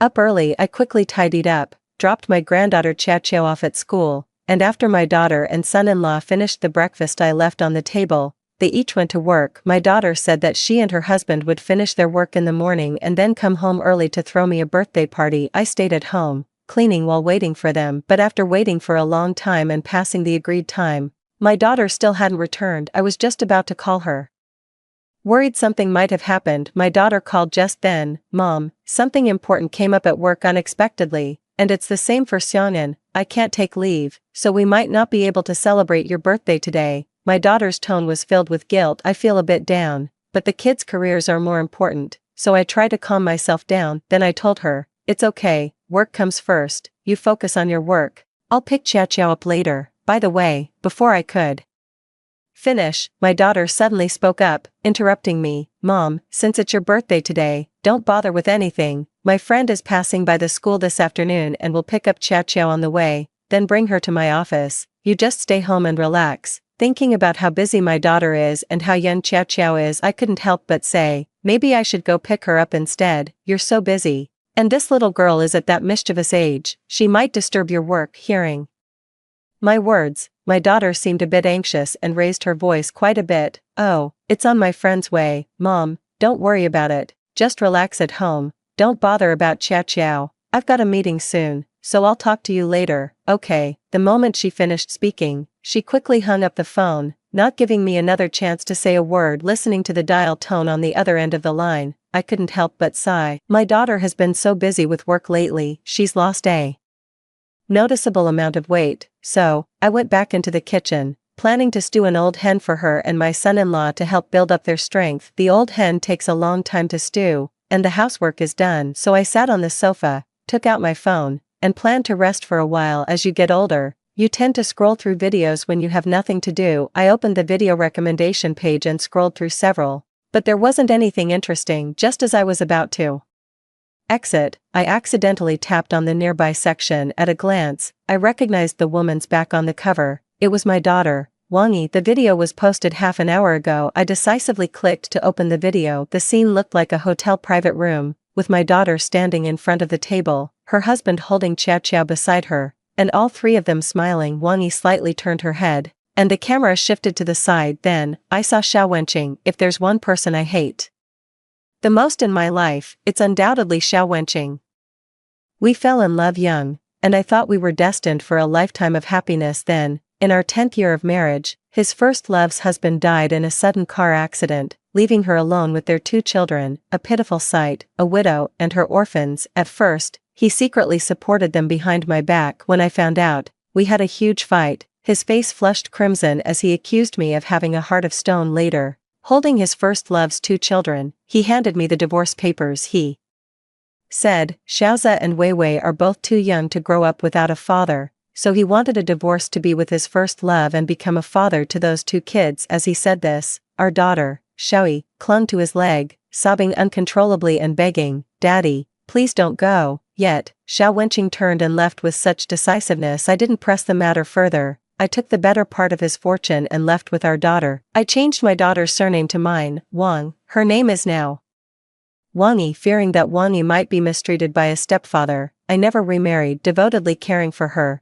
watching her grow up little by little, get into college, fall in love, get married, and then have the adorable Chow Chow. Throughout this process, Xiao Wenqing never appeared. Occasionally, I heard that he and his first love did not have any more children, raising their 2 children as his own, enduring all the hardships without complaint. Wangi once told me that she, like me, hated Xiao Wenqing. I thought that since she had memories from when we divorced, she would remember the pain in my heart and avoid them like a snake, but I never expected that they were still in contact behind the scenes. Not only that, but I saw in the video that Wangi and Xiao Wenqing were standing together. The 2 of them were talking quietly, showing no trace of resentment. Even led the group in singing the birthday song. The son-in-law and Chow Chow clapped along, and the grown-up children joined in, singing the birthday song as well. The woman they surrounded in the middle was Xiao Wenqing's first love, Song Xiaohua. She still exuded charm, wearing a beautiful dress, and lived like a little princess, the center of attention. We share the same birthday, and what's even more absurd, my daughter Wangi, whom I cherish more than life itself, finished singing happy birthday, walked over to Song Xiaohua, and hugged her. She even called her mom Song.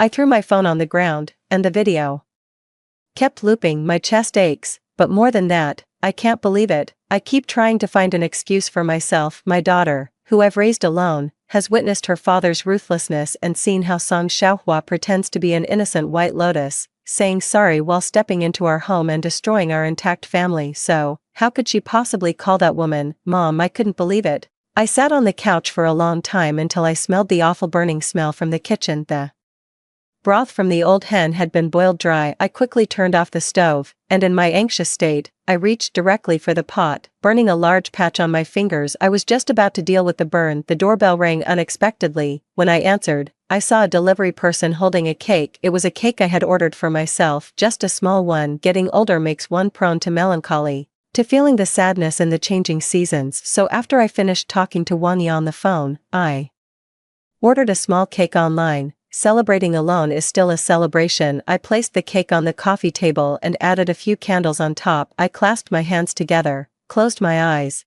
and began to make a wish. I had already decided on my wish long ago. May my beloved daughter live a life of happiness and smooth sailing. May my son-in-law always love my daughter. And may my adorable Chow Chow grow up healthy and intelligent. This was the wish I originally wanted to make, but now, every time I close my eyes, all I see is Wangi lying to me about working overtime, only to turn around and take my son-in-law and granddaughter to celebrate Song Xiaohua's birthday. In the video, Song Xiaohua and a group of people surrounded him, and the birthday celebration was so lively, just like a big family. Unlike me now, all alone in the cold and quiet, like a clown, like a joke. A piece of flesh that fell from my body has turned into a sharp knife stabbing at me. Too painful. As one gets older, it's too easy to get sentimental, and tears just won't hold back. Wiping away my tears, I made a new wish. I hope that for the rest of my days, I can live happily and joyfully. That's right, all these years, every wish has been for my children, never once for myself, but now, thinking about it, it really wasn't worth it. I took a couple bites of the cake. It was cloyingly sweet and not the least bit tasty. I glanced at the time again. By now, it was already 11 o'clock at night. Usually by this time, I've finished all the housework, put the kids to bed, and gone to sleep myself. However, I can't sleep tonight. The next moment, there was a sound at the door, and Wangi crept in quietly, only to spot me sitting in the living room. As soon as she passed the entrance, she paused for a moment, looking somewhat flustered. Her son-in-law and Chow Chow followed behind her, still chattering away about the birthday banquet. The moment they saw me, they fell silent in unison. Chow Chow, in particular, pretended as if nothing had happened, batting her innocent, wide eyes. She reached out to me, saying she missed her grandma and wanted a hug. As Chow Chow rushed to my side, I didn't pick her up with the same tenderness as before. From the moment this child was born, I poured all my heart into taking care of her, just as I did with Wangi. My son-in-law has no parents, and they are both busy with work. In this big city,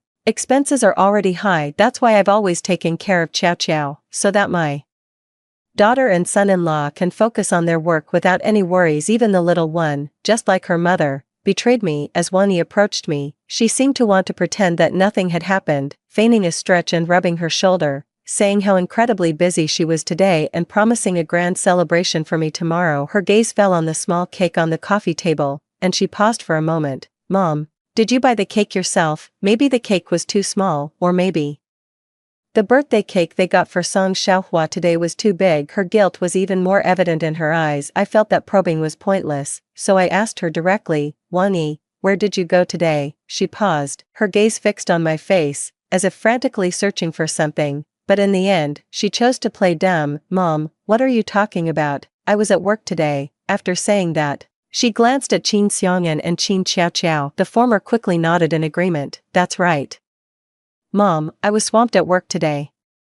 My back's been killing me all day. As for the latter, she imitated her father, shaking her head like a little rattle drum. Grandma, we didn't go out for cake today. We didn't. A child's logic is never very airtight. The more they talk, the more they give themselves away. Wangi didn't even have time to reach out and cover her mouth. She could only offer me an awkward smile, her eyes darting about, before opening her mouth to tell a lie. Mom, don't misunderstand. Chow Chow couldn't sit still at my company, so I bought her a small cake. Listening to this clumsy lie, I felt very disappointed, so I took out my phone, found that video, and directly put it in front of her. She was stunned, opened her mouth as if to explain something. Finally, I sighed, plopped down beside you, feeling a sense of giving up altogether. Oh, Mom, it's been years. I know you hate Dad, but we are blood related. For you, I've rarely seen him all these years. Isn't that enough? You're not getting any younger.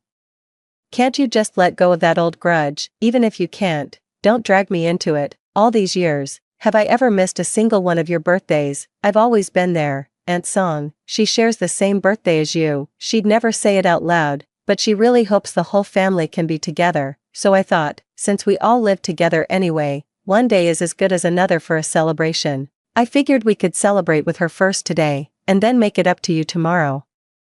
What's the harm in that? Mom, you're a grown woman. Can you please stop acting like this? Xiangyan and I are exhausted from work every day. Things are just easier when I'm with Dad. Look at how you're behaving right now. Could you try to think about me for a change? Hearing my daughter's complaints, my already cold heart grew even colder, so I asked her, are you blaming me for stopping you from reuniting with your father? I looked at Wangi, and she didn't resemble Xiao Wenqing at all. Her looks were more like mine, so when we divorced, Xiao Wenqing poured all his paternal love into Song Xiaohua's children, especially her daughter, Yu Shuwei. The first time I saw her, she was only 6 years old, but her demeanor was a perfect match to Song Xiaohua's. That's why Xiao Wenqing cherished her the most. Back then, Wangi was crying hysterically, curled up in my arms, repeatedly asking me, Mommy, why doesn't Daddy want me? Why does he want to be someone else's father? Doesn't he love me anymore? Watching her cry back then, I felt my heart was breaking. It's so tragic that the child I carried for 9 months has ended up with such an irresponsible father, but looking at it now, the whole thing is just a joke. Wangi listened to my words and, seemingly unaware of the change in my tone, started acting coquettishly as usual. Mom, that's not what I meant, but think about it, Dad is getting older now. No matter what, I share half his blood, after all these years, shouldn't any lingering resentment have faded by now? And Auntie Song, Auntie, she's actually a good person. Back then, she took Dad away because she was worried about Shuz and Shuwei growing up without a father, but later, she personally apologized to me, bought me gifts, and treated me like her own daughter, even if there were past grievances. You're at this age now, why hold on to those old grudges? Listening to my daughter's complaints, I can only laugh. That father who left without looking back. She hid in countless nights, crying and clinging to me, repeatedly asking why her dad didn't want her, and Song Xiaohua, knowing she was the third party, yet just buying a gift made Wang Yi able to forgive her, so I just pulled my hand away from hers. Wang Yi, so in your opinion, my refusal to forgive Xiao Wenqing and Song Xiaohua is me being unreasonable? The daughter nodded, looking completely justified. That's exactly right. I was young back then, and any grudges I had have long been forgotten. Now, when I close my eyes, all I can remember are the happy moments when Dad was good to me when I was little. Those were such happy times. So, Mom, I hope you can forget too, and we can be a family like we used to. Auntie Song is really nice, and maybe you two could even be sisters. Ah. Before she could finish speaking, I slapped her across the face. She let out a scream, jumped to her feet, and shouted at me, covering her face, Mom, why did you hit me for no reason, with your temper? No wonder Dad prefers the gentle and quiet Aunt Song. After saying that, she ran into the room crying, and her husband and Xiao Xiao quickly followed to comfort her. The door wasn't closed, and I could faintly hear their voices, old and senile, remembering trivial matters for a lifetime. A grumpy old lady so annoying, and there are many more. These are the words spoken by my daughter, whom I have loved for half my life. At this moment, my heart is truly dead, so I stood up, went back to my room to pack my luggage, and then exited the neighborhood group chat on my phone. My daughter and son-in-law have been working hard for years, but the housing prices in the capital are just too high. They still have to pay their mortgage every month. I feel sorry for them, so every month I give them part of my retirement pension and take care of their monthly mortgage payments. I also cover the utilities, daily groceries, and even Xiao Xiao's tutoring classes. Now that I've decided to leave, I naturally won't be providing these funds anymore. Whether they can afford it without my contribution is simply not my concern. Besides, I actually own another property that I haven't told anyone about, not even Wang Yi. Back then, I did it to protect against my son-in-law, fearing he might turn out to be unfaithful like Xiao Wenqing. That's why I put the property in my name, planning to transfer it to my daughter after I passed away. Looking at it now, it seems that was completely unnecessary, and that house would become my future sanctuary. Plus, I'd receive a generous pension every month. Honestly, I could live quite well on my own. When I left the room, Wang Yi was still crying, and the cake remained untouched on the coffee table. Everything was in such a wretched state, so, without a moment's hesitation, I dragged my suitcase and left. By the time I got settled, it was already 3 in the morning. After a shower, I lay down in bed. I checked my phone. There were no missed calls, no unread messages. After all, she's the daughter I raised for over 20 years. Deep down, it still hurts, but maybe the pain is good. It means I won't cling to false hope or try to talk myself into going back. I canceled the alarm I set for every morning, then I turned off the lights, covered myself with a blanket, pushed all those distracting thoughts out of my mind, and closed my eyes to sleep. That night, I didn't sleep well. My mind kept going back and forth, always dreaming of the scenes from the past when I was with Wang Yi. Back then, Xiao Wenqing was determined to divorce me. Even though I took the majority of his assets, our daughter was still so young. The whole ordeal caused her severe psychological trauma. She couldn't even go to school for a time. I had no choice but to quit my job temporarily and stay by her side every day. She could never sleep peacefully. She'd often wake up from nightmares, crying and begging, Mommy, Daddy, please don't leave me. I held her, singing the lullabies I used to sing to put her to sleep when she was little, and sat by her side all night. She slept soundly through the night, while I was left with a sore back and aching shoulders, my arms taking hours to recover. Back then, Wang Yi would squeeze my hand tightly whenever she saw me in pain. Then she would start massaging my arms. As she massaged, she said, Mommy, let me rub it for you, it'll make the pain go away. Back then, she was such a good girl. I let out a long sigh, opened my eyes, picked up my phone, and checked the time. Although I had turned off the alarm, but after so many years, my body's internal clock woke me up at the usual time. Usually, I would first go to the kitchen to prepare breakfast, then I would wake Xiao Xiao up. She's young, so she always dawdles in bed for a while. I would coax and carry her, help her wash up, tie her hair into a cute little braid, and then let her have breakfast after she finishes eating. I'll take her to kindergarten, then I'll go back home, where Wang Yi and Qin Xiang and Will have already finished breakfast and be on their way to work. I'll start washing the dishes and then clean up the house. In short, it's a busy day revolving around this big family. Almost no sense of self at all. Now it's better. After I get up, I only need to make breakfast for myself. After eating, I go downstairs to take a stroll in the neighborhood, stretch my muscles, and enjoy a comfortable and relaxed life. However, before I could finish my walk, Wang Yi called. When she called the first time, I didn't pick up. She called again, second, third. It wasn't until the fifth call that I accidentally answered by mistake. I didn't put it on speaker, but Wang Yi's voice on the other end was still shockingly loud. Mom, where did you go all night? At your age, you're still acting like a rebellious teenager, running away from home at the drop of a hat. You don't even care about Xiao Qiao. She's going to be late for school. You didn't make breakfast either. Are you going to let us go to work on an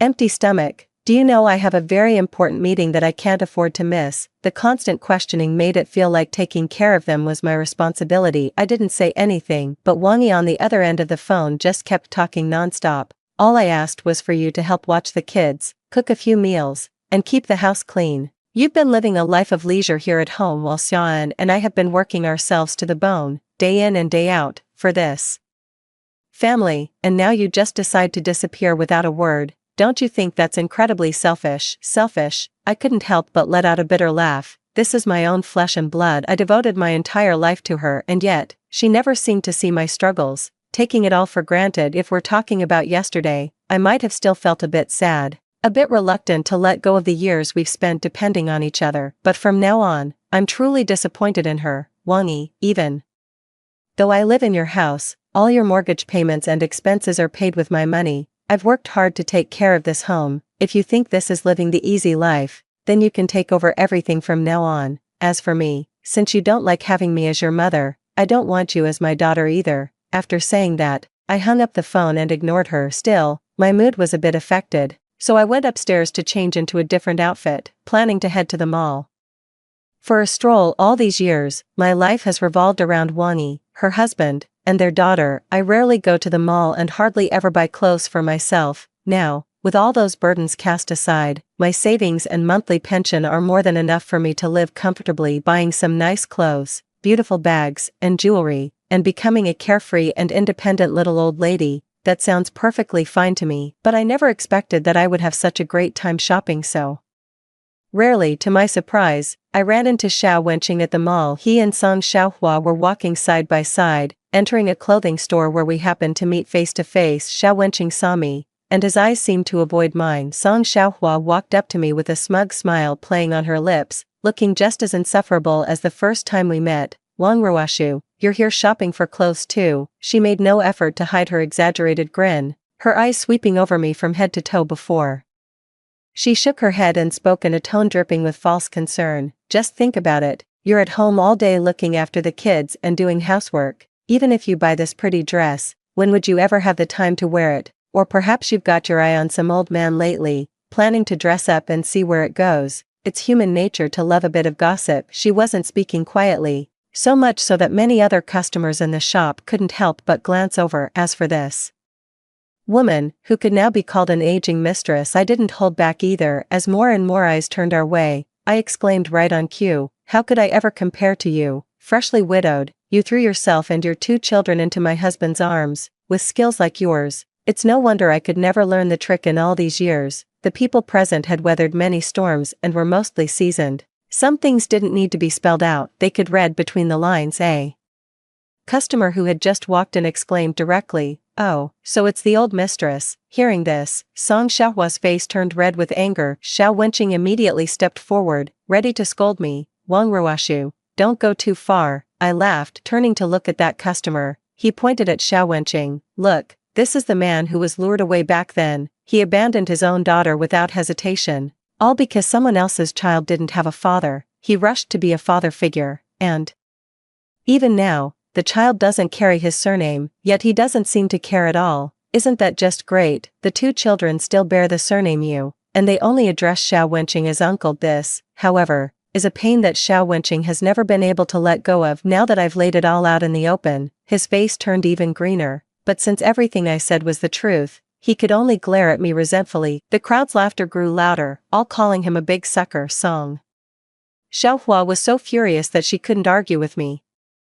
So she prepared to drag Xiao Wenqing away, but as luck would have it, at this time, it was just the end of work hours. Wang Yi appeared in the mall and happened to run into Song Xiaohua. "Auntie Song, what's wrong?" Seeing her pale face, Wang Yi immediately asked anxiously. Song Xiaohua was still fuming just a moment ago, but now, seeing Wang Yi around her, she straightened up instantly and turned to me. "Your mom is still mad at me. It's my fault for asking you to come celebrate my birthday." As she spoke, Song Xiaohua lowered her head, looking utterly crestfallen. Wang Yi looked up at me, perhaps still holding on to her anger from the morning. She unhesitatingly took Song Xiaohua's hand, strode right up to me, and launched into a rebuke. "Mom, do you have to keep throwing a tantrum? Look at Auntie Song, she's gentle and kind-hearted. You're always losing your temper. Any man would know who to choose. What a wonderful daughter I've raised." That remark was a knife, aimed straight for my heart, so I raised my hand and slapped her hard across the face. It's utterly ironic that a piece of my own flesh and blood should become a dagger aimed at my heart.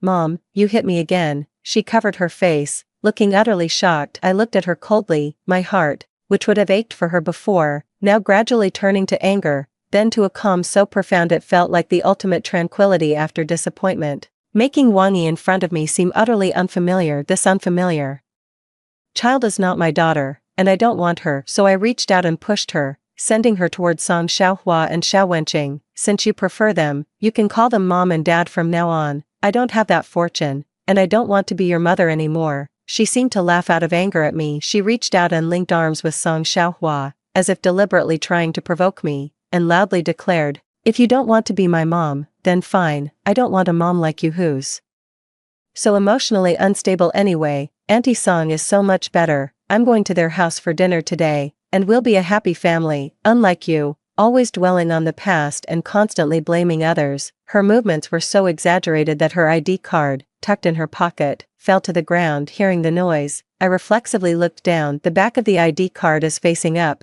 and the photo should be the most recent one. The name field reads Xiaoyi, so, my daughter, whom I hold dearest to my heart, secretly changed her surname back to Xiao long before without my knowledge. Xiaoyi also noticed my gaze and still felt a bit guilty. Scratching his nose, he explained defensively, "What's the big deal about a surname? Since ancient times, hasn't it always been passed down from the father? Besides, there are no children on his side to carry on the family name. You might not care as a woman, but we can't just let his lineage die out, can we? Honestly, it's just a last name. Is it really worth making such a fuss over?" Xiaoyi grew angrier and angrier as she spoke. Even though I hadn't said a word, she still wore an expression of utter impatience. I stared at that name for a long time. Long ago, she was the one who said she didn't want a father. She said we only had each other, that we were each other's only family. That's why she wanted to take my surname and be called Wang Yi. Now, she is Xiaoyi. This means the last remaining tie between us is gone. I waved my hand dismissively and said calmly, "It's fine, you can take whatever surname you want. It has nothing to do with me." After all, I had truly made up my mind to disown this daughter. 6. On the way back, I blocked Wang Xiaoyi's contact information across the board. I severed all ties completely. I checked my savings, glanced at the retirement pension that had just been deposited this month, and without hesitation, booked a curated small group tour online before packing my bags for a trip. All these years, my heart and soul were devoted to that Xiaoyi, and I never got the chance to see the magnificent landscapes of this country. She used to always say she would take me traveling, once she grew up, after graduation, when she found a job, after getting married, even after having children, and when the kids were older. Yet, I waited time and again, year after year, but that day when she would take me on a trip never came. Fortunately, I can now explore the beautiful landscapes on my own. I saw the mountains and then the sea, and had a great time chatting with people in the same small group. I'll call her Sister May for now. Sister May, like me, devoted her life to her family. Her greatest wish was for her husband and children to take her out to see the world, but this wish was dismissed by them, who accused her of being unreasonable. "At your age, you should be at home taking care of the kids. It's shameful to be running around all the time at your age." So, heartbroken, she took her life savings, blocked her entire family, and embarked on a spontaneous trip. We clicked instantly, having gone through similar experiences, so we had a fantastic time the whole way. Right before we said our goodbyes, we even exchanged contact information and made plans for our next trip together. However, for every bit of joy, there's a bit of trouble in that small tour group. There was an old man a year older than me. His wife had passed away from illness years ago, his children had all grown up and moved on, and he had several grandchildren. His life was quite comfortable, but he said that with no woman in the house, it always felt a bit lonely. When he found out I'd been divorced for some years, his eyes lit up and he said he was willing to make do with me, to team up and share a life together. I wasn't interested and had no intention of entertaining him yet. He ended up chasing me right to my doorstep. I dragged my suitcase home and hadn't even started unpacking when I saw him standing at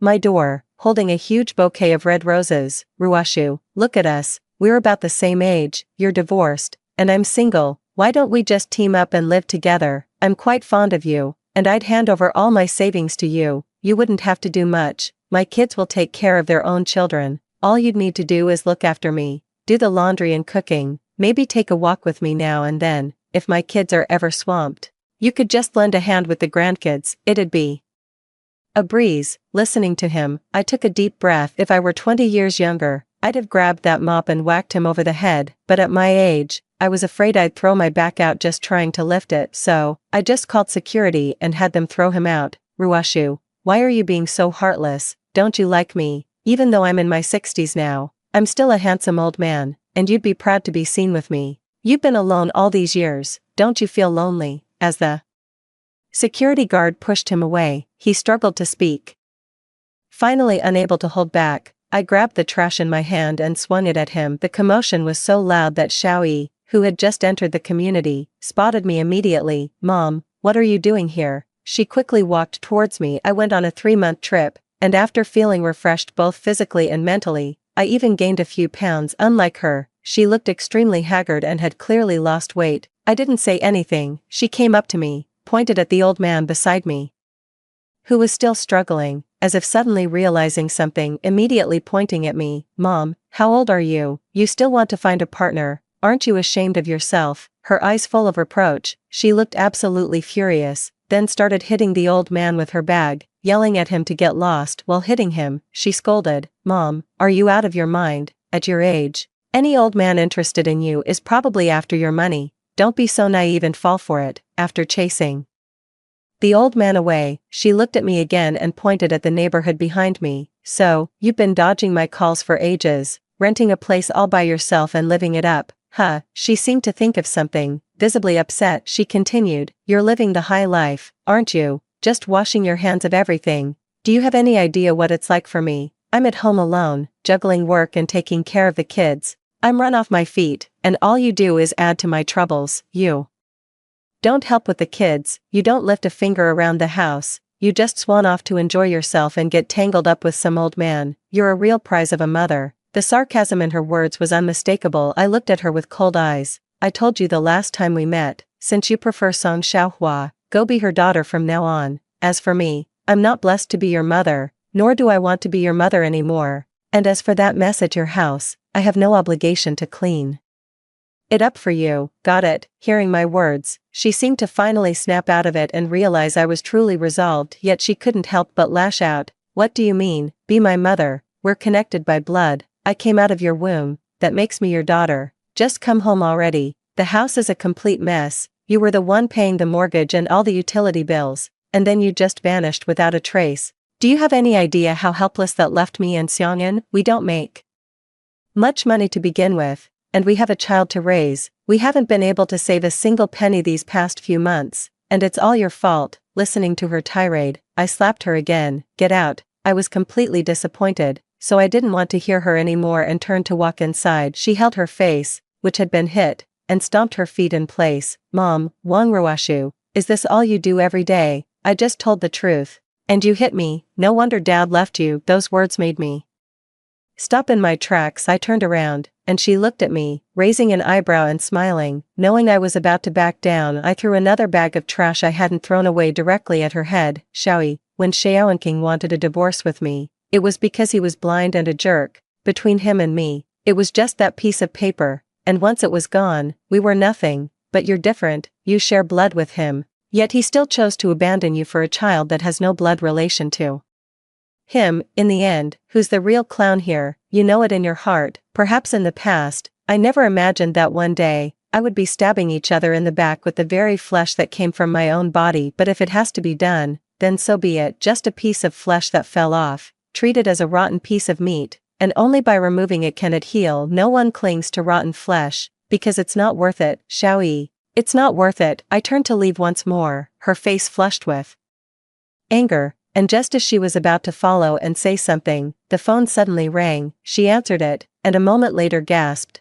"What? The house is on fire." Immediately, she hurried back the way she came. The woman who had come with him also started running out. As she ran, she called out, "Miss Xiao, are we still viewing the house today?" Qin Xiang'an's parents passed away early, so after he married Xiaoyi and they had a child, I moved in with them, taking care of the child while also looking after their daily lives. As a result, I lived in that community for many years and made quite a few friends, especially Sister Lin, who is the most avid listener of gossip in the neighborhood. Whenever anything newsworthy happens in the neighborhood, she's always the first to know and promptly shares it with us. Her old circle of friends take the fire at Xiaoyi's house this time. Within half an hour, Sister Lin's video call came through. We've always gotten along pretty well even after I moved away. She still checks in regularly, always telling me not to hesitate to ask if I ever need a hand. So, of course I answered her video call. The moment the call connected, I saw her face lit up with excitement, her camera aimed at Xiaoyi's house window. "Ruoshu, that wretched daughter of yours is in for it now." She chuckled and then proceeded to tell me everything that had happened over the past few months. Back then,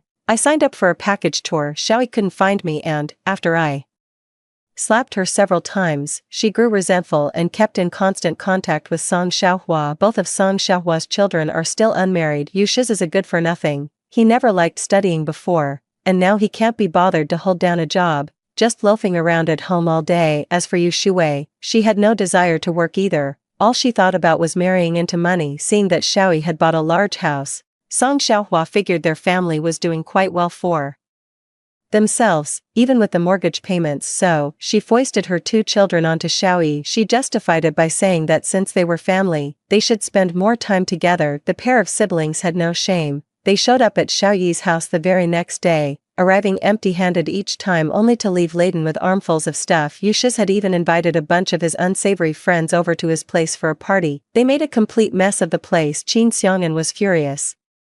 Even after he had a big argument with Xiaoyi, Yusha still carried on exactly as before. This time, sneaking someone over again, they ended up drinking too much. One of them lay on the couch smoking, with half a bottle of baijiu nearby, only to be kicked over by someone. The cigarette ash ignited the sofa fabric, and combined with the baijiu on the floor, it directly set the house on fire. Just as Qin Xiang'an returned home, he saw thick smoke billowing from his own window. Yusha finally ran downstairs and, seeing Qin Xiang'an, who had just gotten off work, started cursing right away. They accused his house of being unsafe, almost causing his death, and demanded he pay compensation. Qin Xiang'an was furious and immediately got into a fight with him. A crowd tried to break it up, but they couldn't separate them. When Xiaoyi rushed back, Yushiz and Qin Xiang'an suddenly stopped fighting and both turned their anger on Xiaoyi, berating her harshly. In the end, after this chaotic incident, the house naturally couldn't be lived in for the time being.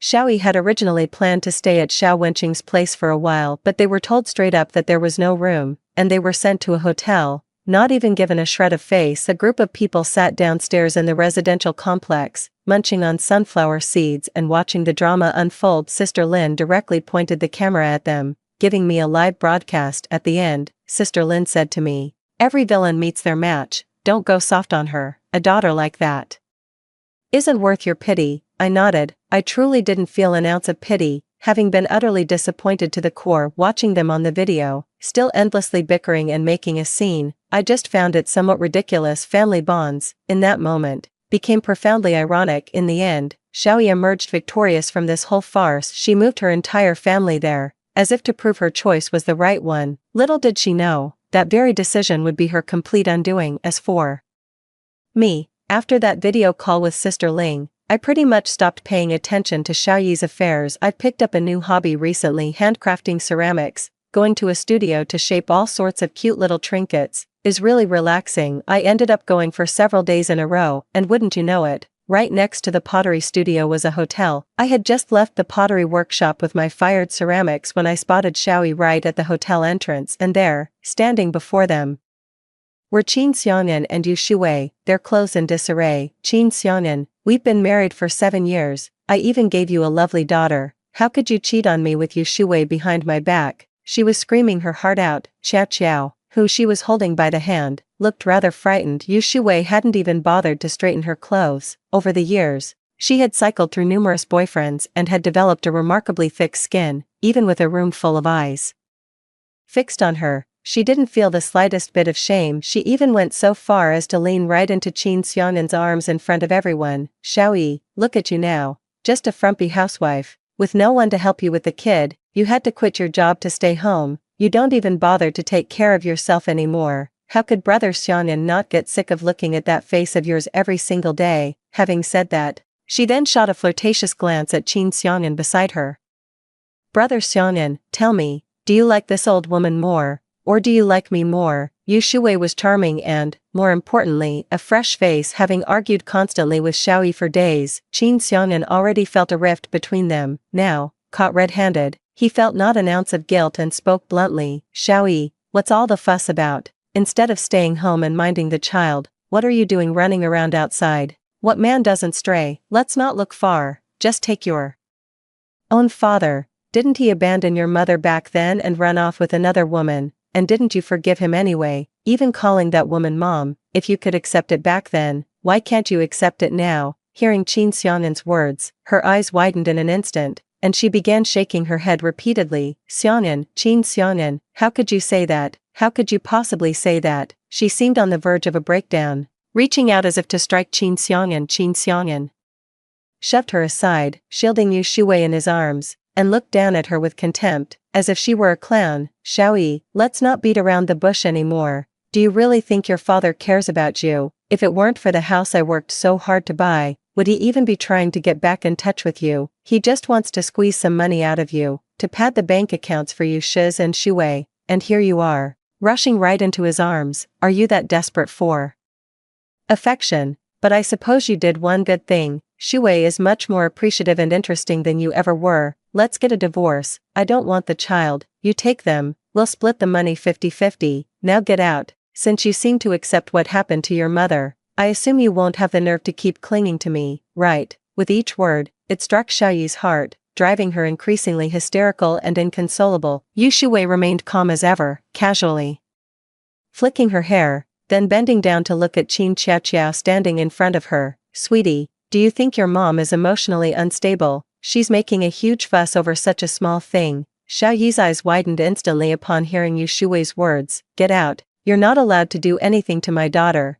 She quickly grabbed Qin Xiaoqiao. The child's arm was too delicate, and the force she used was too great, causing Qin Xiaoqiao to cry immediately. Sobbing, she reached out to hit Xiaoyi. You're a bad mom, I don't want you. Qin Xiaoqiao, I am your mother, I gave birth to you and raised you. How can you say such things? A pained expression crossed Xiaoyi's face as she raised her hand to strike the child. Qin Xiaoqiao immediately bit down on her wrist, making her flinch in pain, then buried her head in Yu Shuwei's embrace before turning to glare angrily at Xiaoyi. You're such a bad mom, always yelling at me. I like my aunt. I want her to be my mom. Hearing this, Xiaoyi's eyes widened instantly. She seemed about to say something, but her gaze suddenly met mine in the crowd. In that moment, her eyes were filled with a complex mix of emotions, full of mockery. Perhaps it was at this moment that she finally realized, the very words she once said to me had now come full circle, striking her right between the eyes. After following this whole cheating scandal drama all day,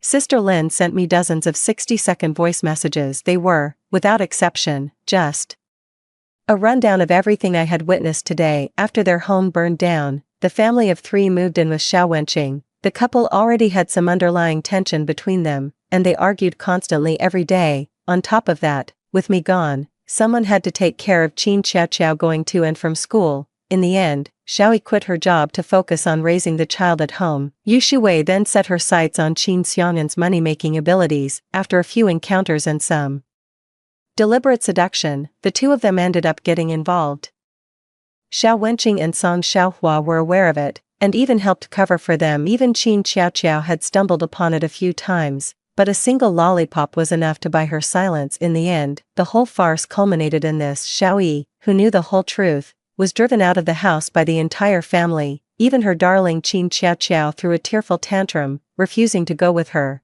before turning and throwing herself into Yu Shui's arms, calling her mom. As I was walking back to the residential complex, I happened to see Xiaoyi right at the entrance. She crouched in the corner, and when she saw me, she reached out and tugged at my skirt like a pitiful stray kitten, her voice pleading pitifully, "Mommy, I was wrong, can you forgive me?" I looked at her, my daughter in a sense, the one closest to me. If it were before, my heart would ache to the point of bleeding, and I would grab a knife and rush into Xiao Wenqing's house. Even if it cost my life, I would avenge my daughter. But all that has happened has made me realize that perhaps her current fate is her just deserts. So watching her tears fall, I feel absolutely nothing now. It's like a stranger shedding a couple of worthless tears, trying to make me forgive her with this tactic, and then smoothly moving into my home, continuing to live as before, with her hands never touching any labor, waiting for me to cherish her as my precious treasure. But why should I? She might have been my treasure once, but not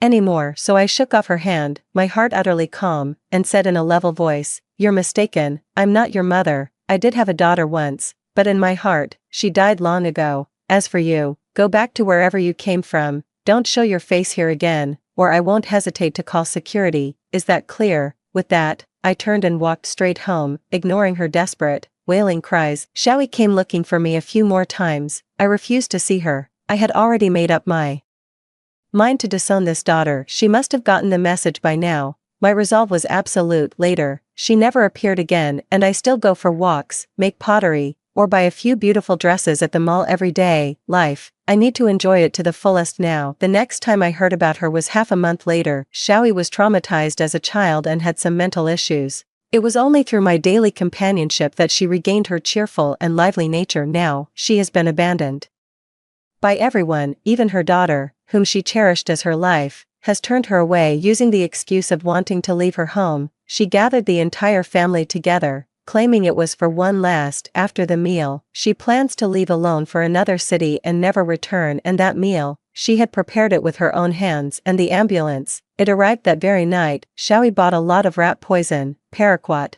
and all sorts of other toxic substances available on the market. She mixed them all together and put them into the dishes. Seizing the moment as the poison took effect, she sealed the windows and doors and turned on the gas. By the time they were discovered, everyone was foaming at the mouth, lying unconscious on the floor. With everything combined, even though they hadn't consumed much, the discovery came too late. The entire family failed to survive the night. Even 6-year-old Qin Xiaoqiao lost her life as a result. This news even made it to the national trending topics, and everyone dug up their past. It's known that Xiao Wenqing is a complete jerk. It's known that Song Xiaohua was a mistress who climbed her way to the top. It's known that Yu Shiz is a troublemaker who loves to fight and flirt with girls, to the point of being utterly disgusting. Everyone knows Yu Shuwei has a habit of stealing other people's boyfriends, just like her mother. Everyone knows Qin Xiangyan is also a scumbag, despised by all. Everyone knows Qin Xiaoqiao, despite her young age, has a chilling coldness in her bones that's just as frightening. Everyone knows Xiaoyi, blind and foolish, ultimately reaped what she sowed. The whole country knows about these people. They're utterly disgusting, and everyone feels like spitting on them. As for me, I also